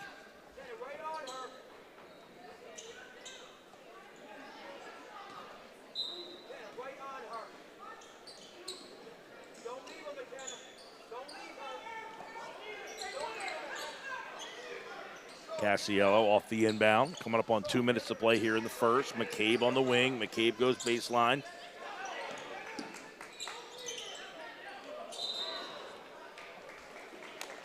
And Bowman, who kind of caught it and was off balance. She lost her balance and kind of fell, and then she ended up getting called for a travel. So Bowman turns it over, and she'll leave. Vogda's back in.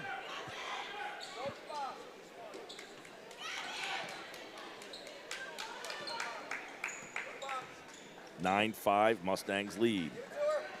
There's Mazer. Dirks dribbles between two defenders, gets it stolen away by Mikowski.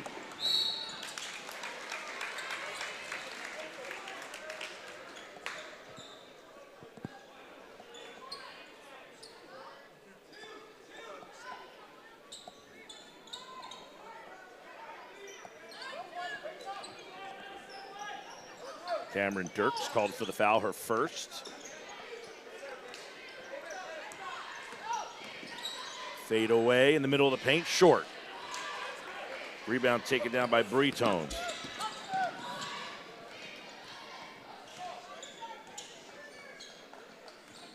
Dirks, ball fake, into the corner for three, off the mark. Ponteri's three is too strong. Cassiello, over to McCabe.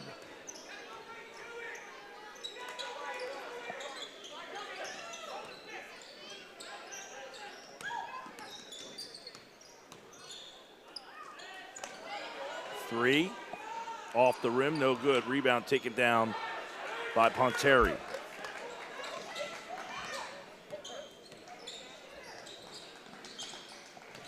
Mazer with the ball fake, and then she double dribbled.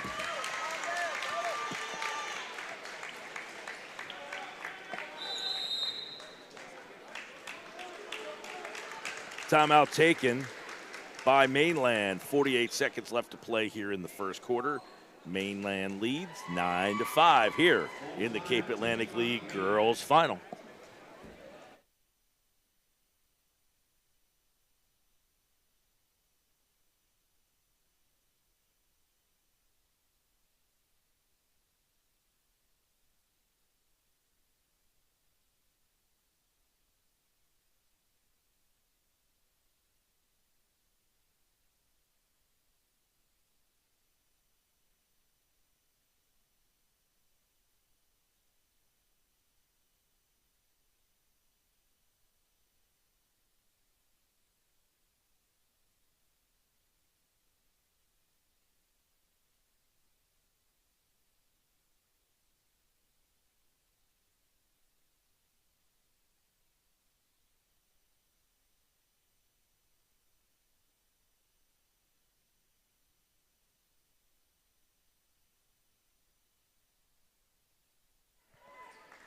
Out of the timeout, Mainland 9, Wildwood Catholic 5 here in the girls' final. The Mainland boys beat St. Augustine in the first game, 58-56. Linwood, Northfield, Summers Point looking to make it 2 with the Mustang girls.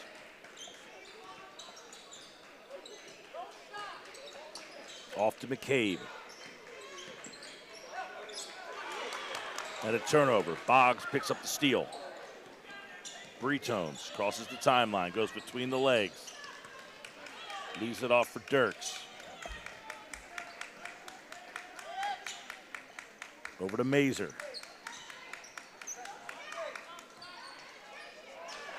And Dirks finds Caitlin Boggs for an easy deuce.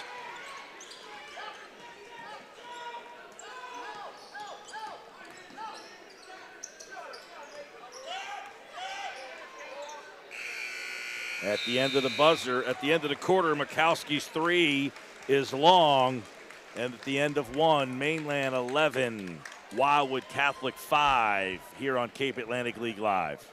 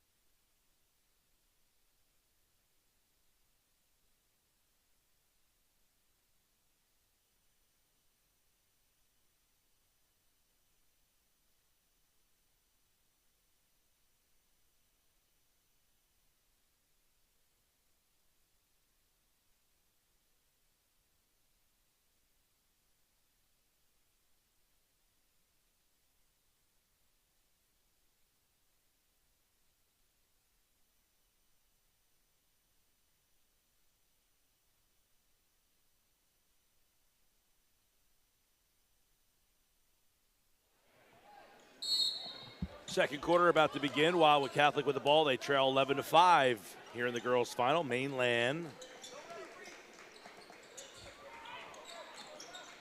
led by Caitlin Boggs with 4 points in that first quarter. Up, under, spins around, layup short.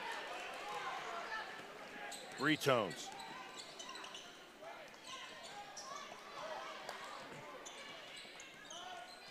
Between the circles over to Mazer. Mazer flicks a pass to Dirks, who misses, but Boggs gets the offensive putback, and the rebound is good, and she gets fouled and gets a chance to go to the line.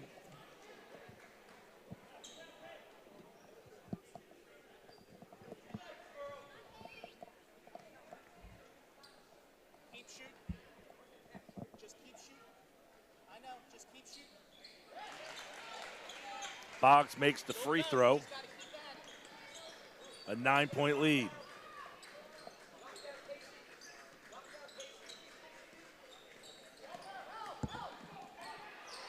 Steal.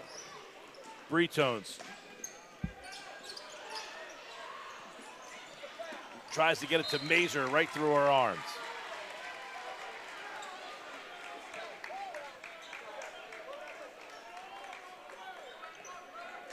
So Bella Mazer is in. Ava Mazer is out right now for the Mustangs.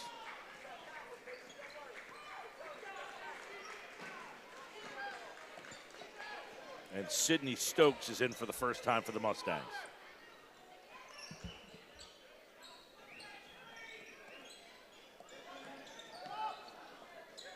Three ball off the mark by Bowman.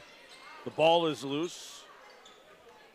Crusaders have it. Cassiello is tied up by Mazer.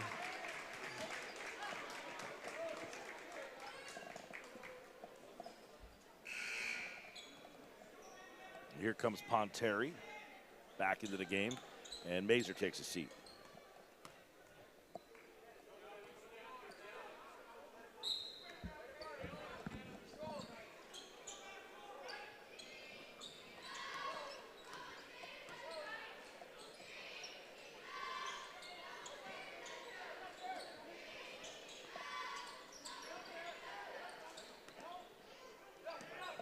McCabe right of the lane, loses the handle. So McCabe with an unforced error. 14-5, Mainland leads. 6:22 left to play here in the half.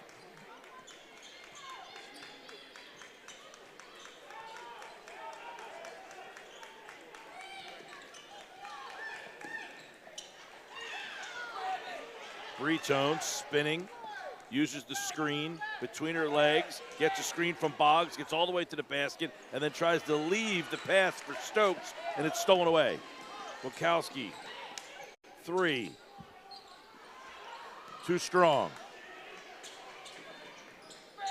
And a foul.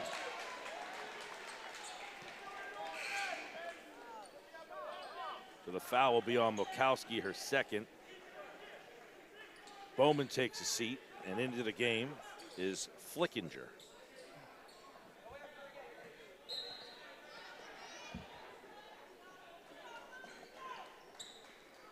Down low for Boggs, spins, turns, face the left-hand shot too strong. Bowman with the rebound.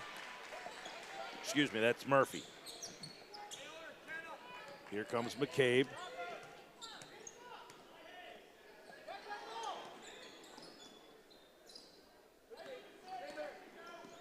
And Murphy took steps. Another unforced error by the Crusaders.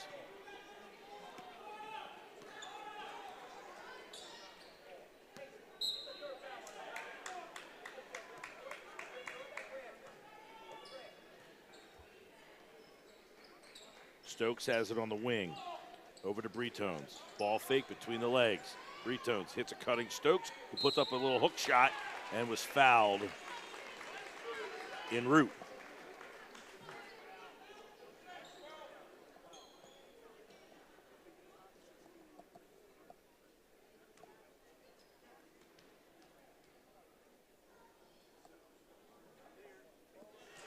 Sidney Stokes at the line gives the Mustangs a 10-point advantage with 5:14 left to play here in this first half. Second one rattles home.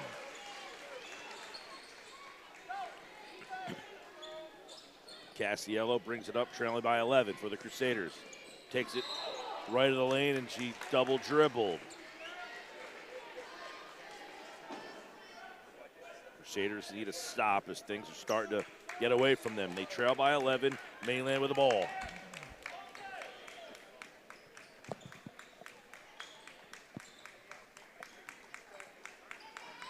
Down low for Boggs, poked away. Bretones, down low for Boggs. Boggs powers her way to the bucket, and she's fouled.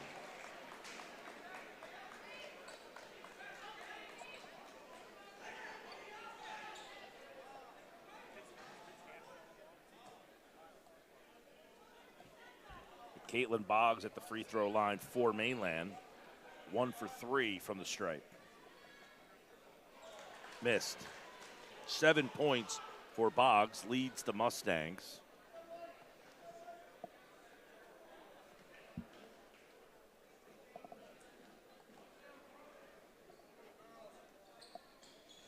Second one goes down.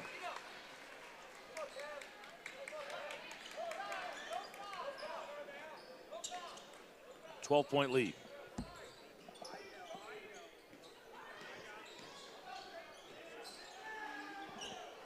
Murphy's three off the mark. Boggs clears the glass. And Boggs and Bretones collide, and it forces a turnover. Vogdis, who leads the Crusaders with 3 points, back into the game.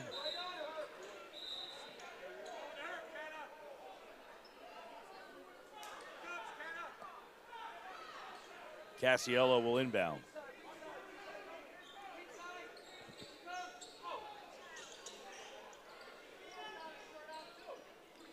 Casiello's three is short, and the rebound by Dirks.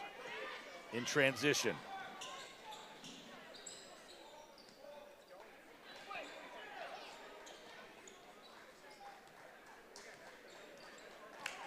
Bretones between the circles, backs it up, resets the Mainland offense. They lead 17-5 halfway through this second quarter. Dirks. The shot is altered. Boggs gets it. Blocked from the backside by Vogdis. Cross-court pass to McCabe. Dribble drive, floater off the glass, too strong, and it's tipped out of bounds. Last touch by Boggs.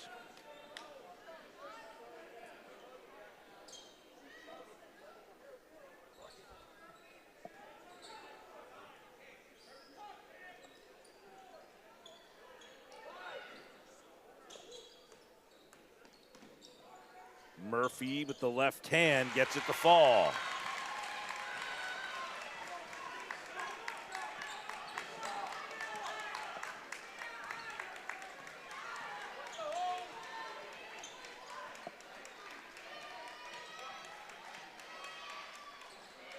Nice pass, entry, too strong on the shot by Stokes.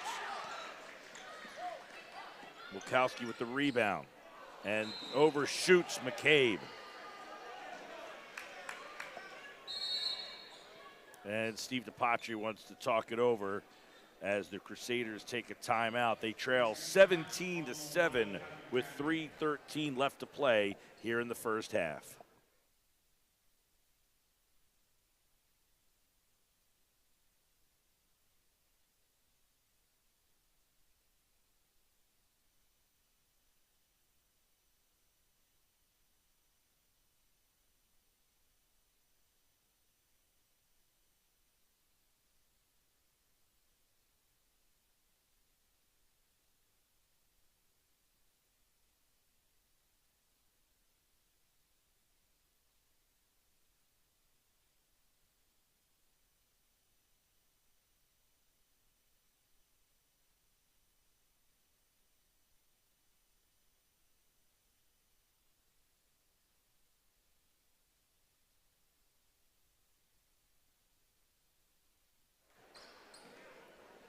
Out of the timeout, 17-7. Bertones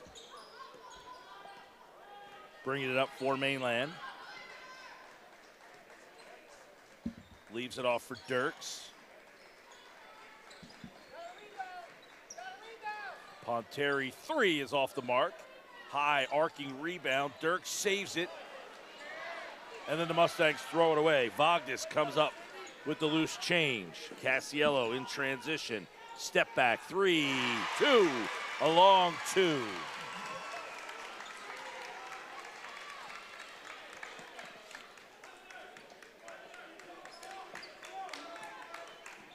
(17-9) after the deuce from Casiello.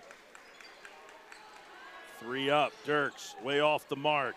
Ponteri runs it down.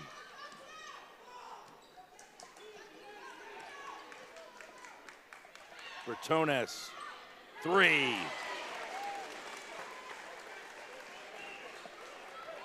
Pushes the lead back to 11.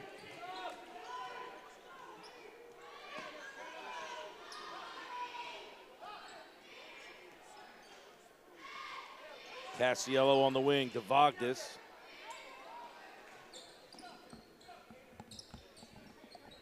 Baseline, cut off. And she stepped on the end line.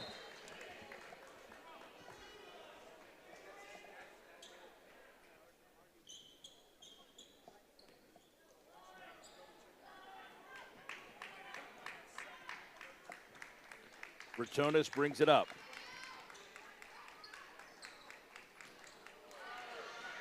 And Ponteri's pass is pushed out of bounds. It'll stay with Mainland. 1:35 left in the half. They lead by 11.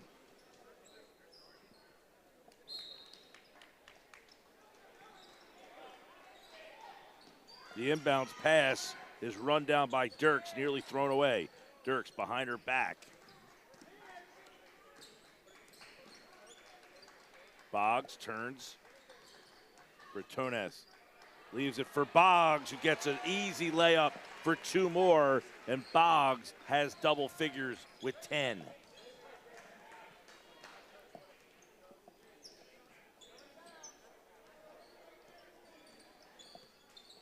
Coming up on a minute to play in the half. Casiello, kick out. Vogdes, Murphy, Casiello catch 3. Down it goes. So a couple of triples by Casiello. Cuts the lead back to 10.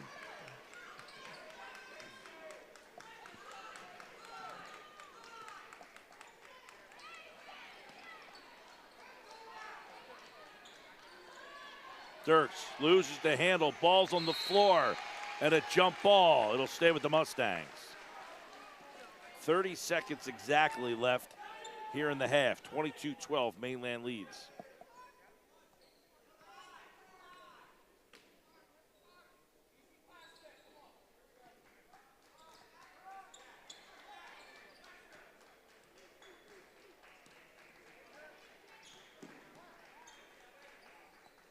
Boggs catches on the block and somehow got that one to go up and down. 12 for Boggs. She's got half the Mustang points.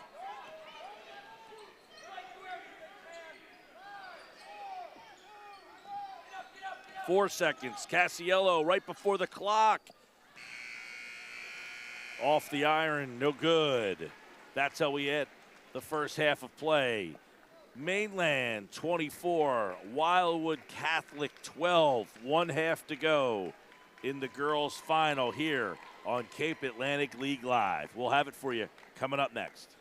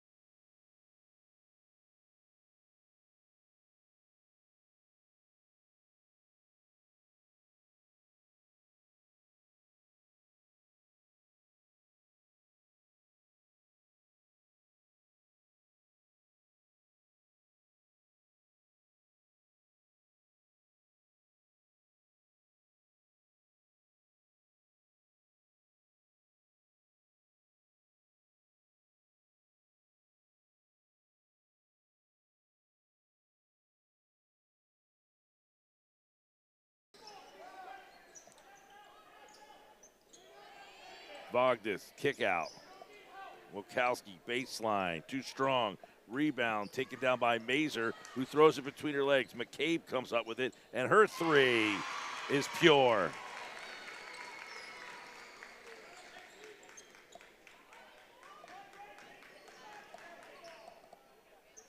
Mazer, cross court to Mazer. Tried to get it into the corner. The pass was batted down, but then Mazer runs it down.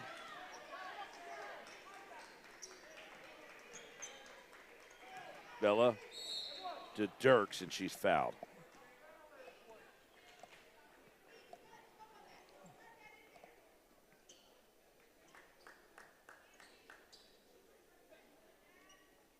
Cameron Dirks at the free throw line for Mainland.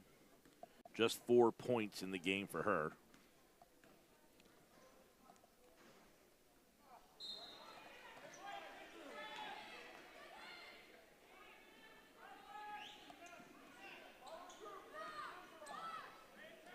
(36-23).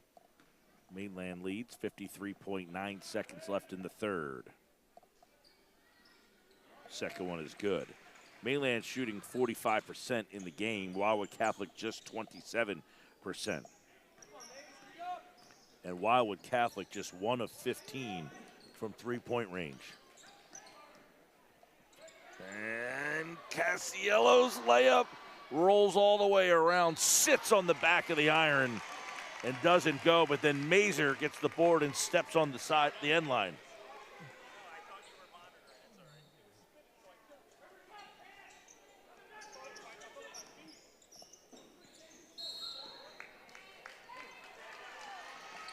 And a foul called on the inbounds.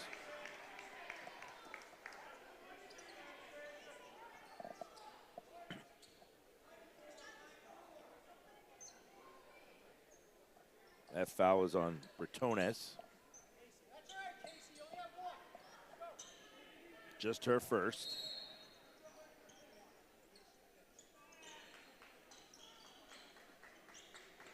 .30 seconds to play in the third. Casiello to the basket, to McCabe. The shot rattles around the rim, no good. The rebound, the putback by Murphy. 37-25, Wildwood Catholic hanging around. 8 seconds, Dirks. Scoop shot with the left hand. And that will be the final bucket of the third quarter as Mainland extends their lead 39-25. The final quarter of the girls' final is coming up.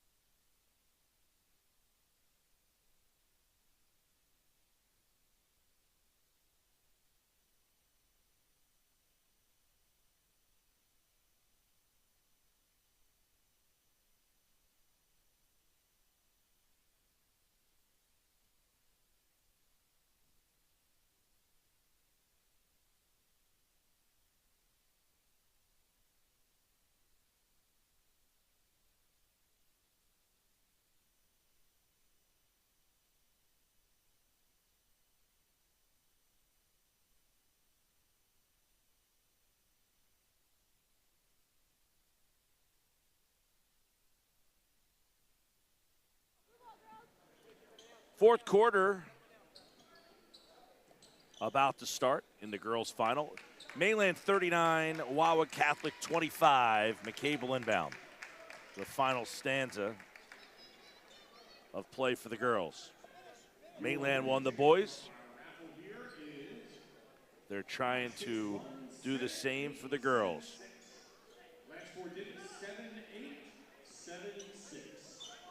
Mustangs, as we said, will play Triton. They are the #1 seed on the girls' side in the girls' tournament. On the for Wildwood Catholic, they will be in the non-public B bracket.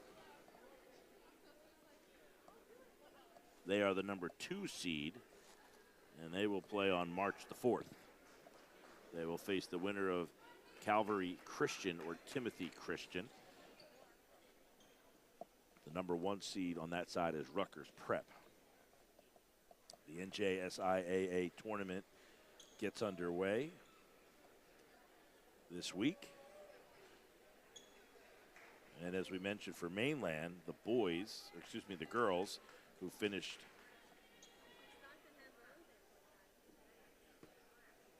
the regular season at 22-2 and won 5 in a row. Wildwood Catholic, by the way, enters today on a 10-game win streak.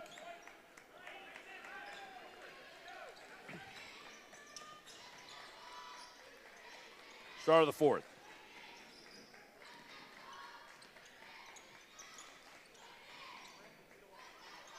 Murphy for 3, in and out.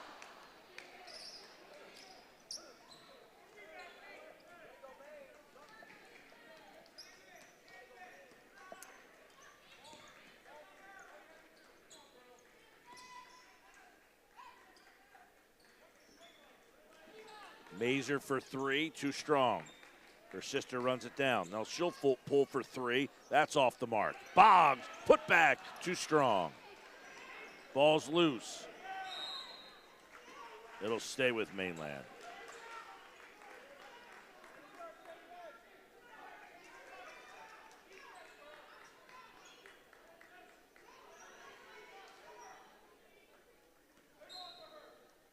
Bertone is inbounds. Dirks.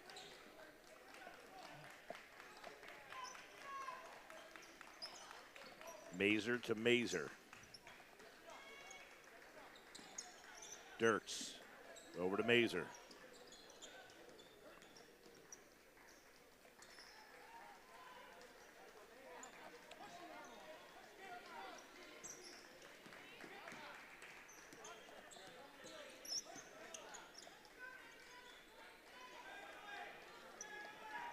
Bertones. Bounce pass stolen away on the floor. Wildwood Catholic comes up with it. Baseball pass. Murphy's shot is short, and Dirks comes out with the loose change. Dirks gives it up to Bertones.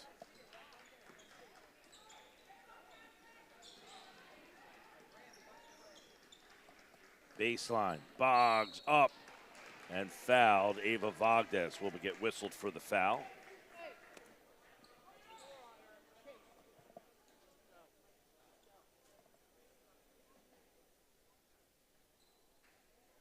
Caitlin Boggs at the line for Mainland. She leads all scorers with 14 points, 10 rebounds.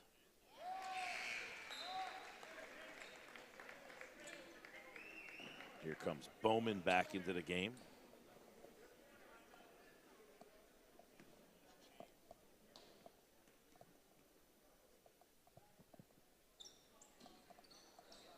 Second free throw, no good. Rebound taken down by Murphy. 40-25, Mainland leads. Wildwood Catholic with the ball. 6 minutes to play in the Cal Girls Final. McCabe.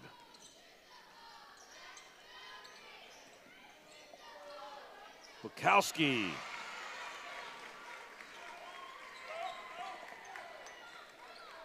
Hits a tough elbow jumper. And Mazer throws it away.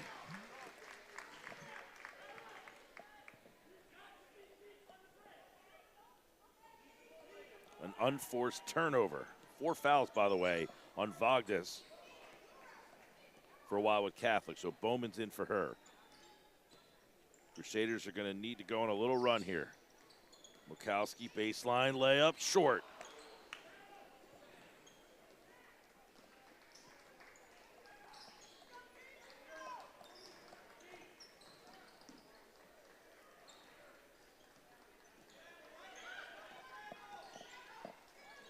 Into the corner.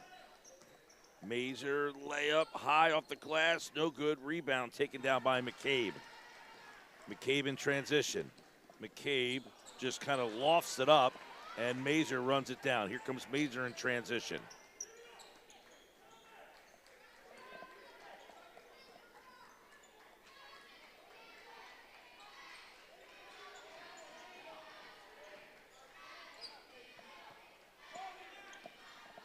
Boggs, defended by Casiello. Cross court to Mazer, and Mazer understands time and score. She had an open look, just decided to throw it out to Dirks. There's Boggs, catches, leaves it for Bretones. And back to Mazer. She's doubled. Mainland really running some clock here. Mazer loses the handle, but she's fouled by McCabe.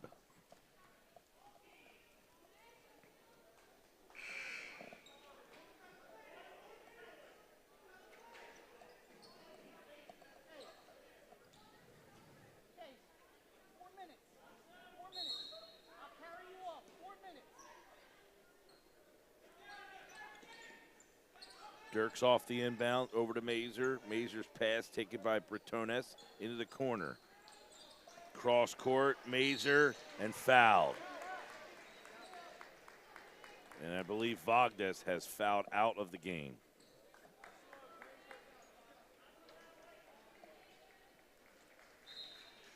So Ava Vogdes fouls out with 5 points and a team-leading 8 rebounds in the game for Wildwood Catholic. She's a senior.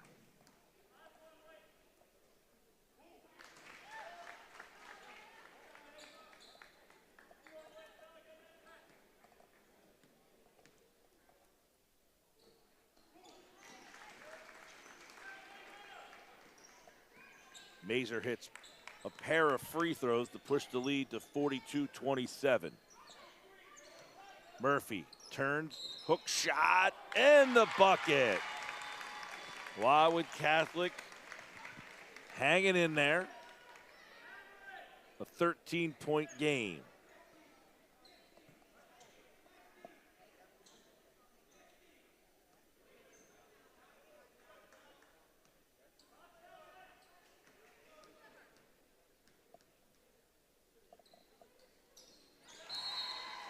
And Murphy's three-point play completed. It's a 12-point game and a timeout taken by Wildwood Catholic with 3:55 left to play. They trail 42-30.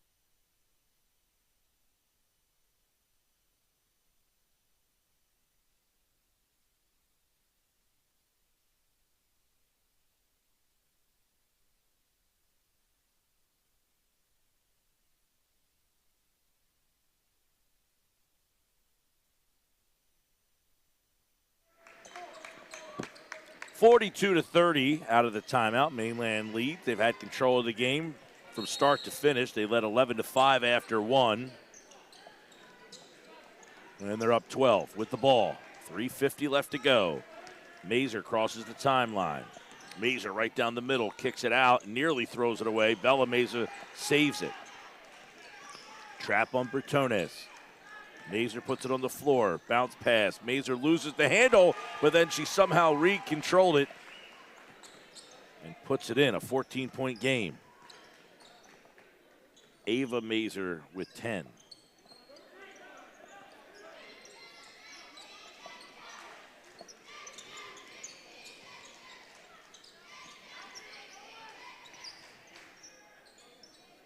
3 ball up, way off the mark. Mazer with the board.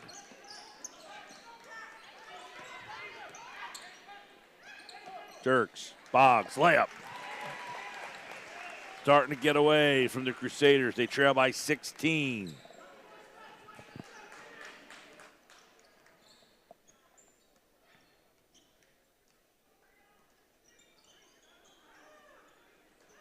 In no particular hurry. 3 up, off the mark, rebound Bretones.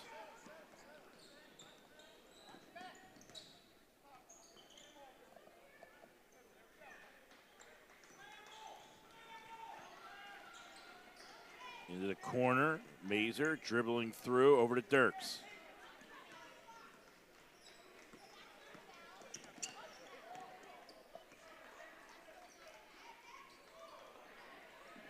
And a wide open Bretones. Dirks with the dime.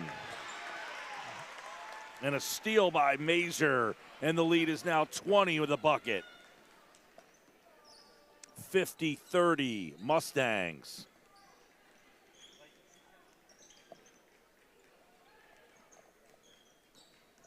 Casiello, the layup.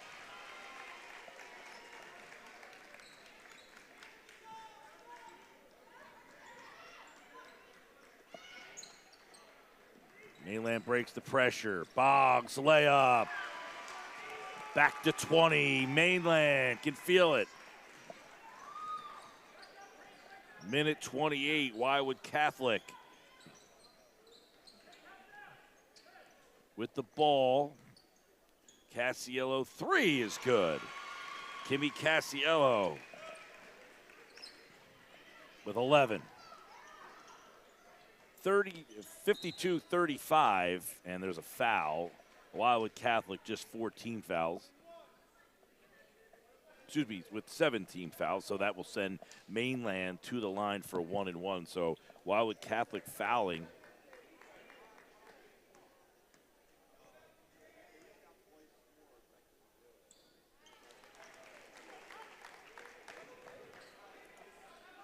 Casey Bretones from the line makes the free throw.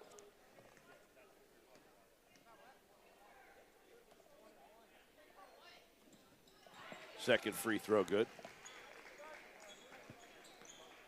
19 is the lead.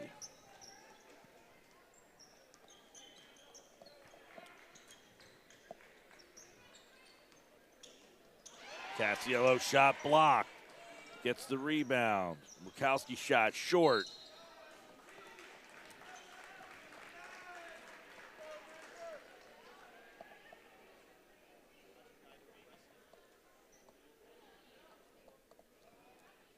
.50 seconds left. 54-35. With the foul, will walk the floor. And Ava Mazer will shoot the free throw. The Mustang boys won earlier as the 8th seed, an underdog. The Mustang girls, a favorite, about to do the same.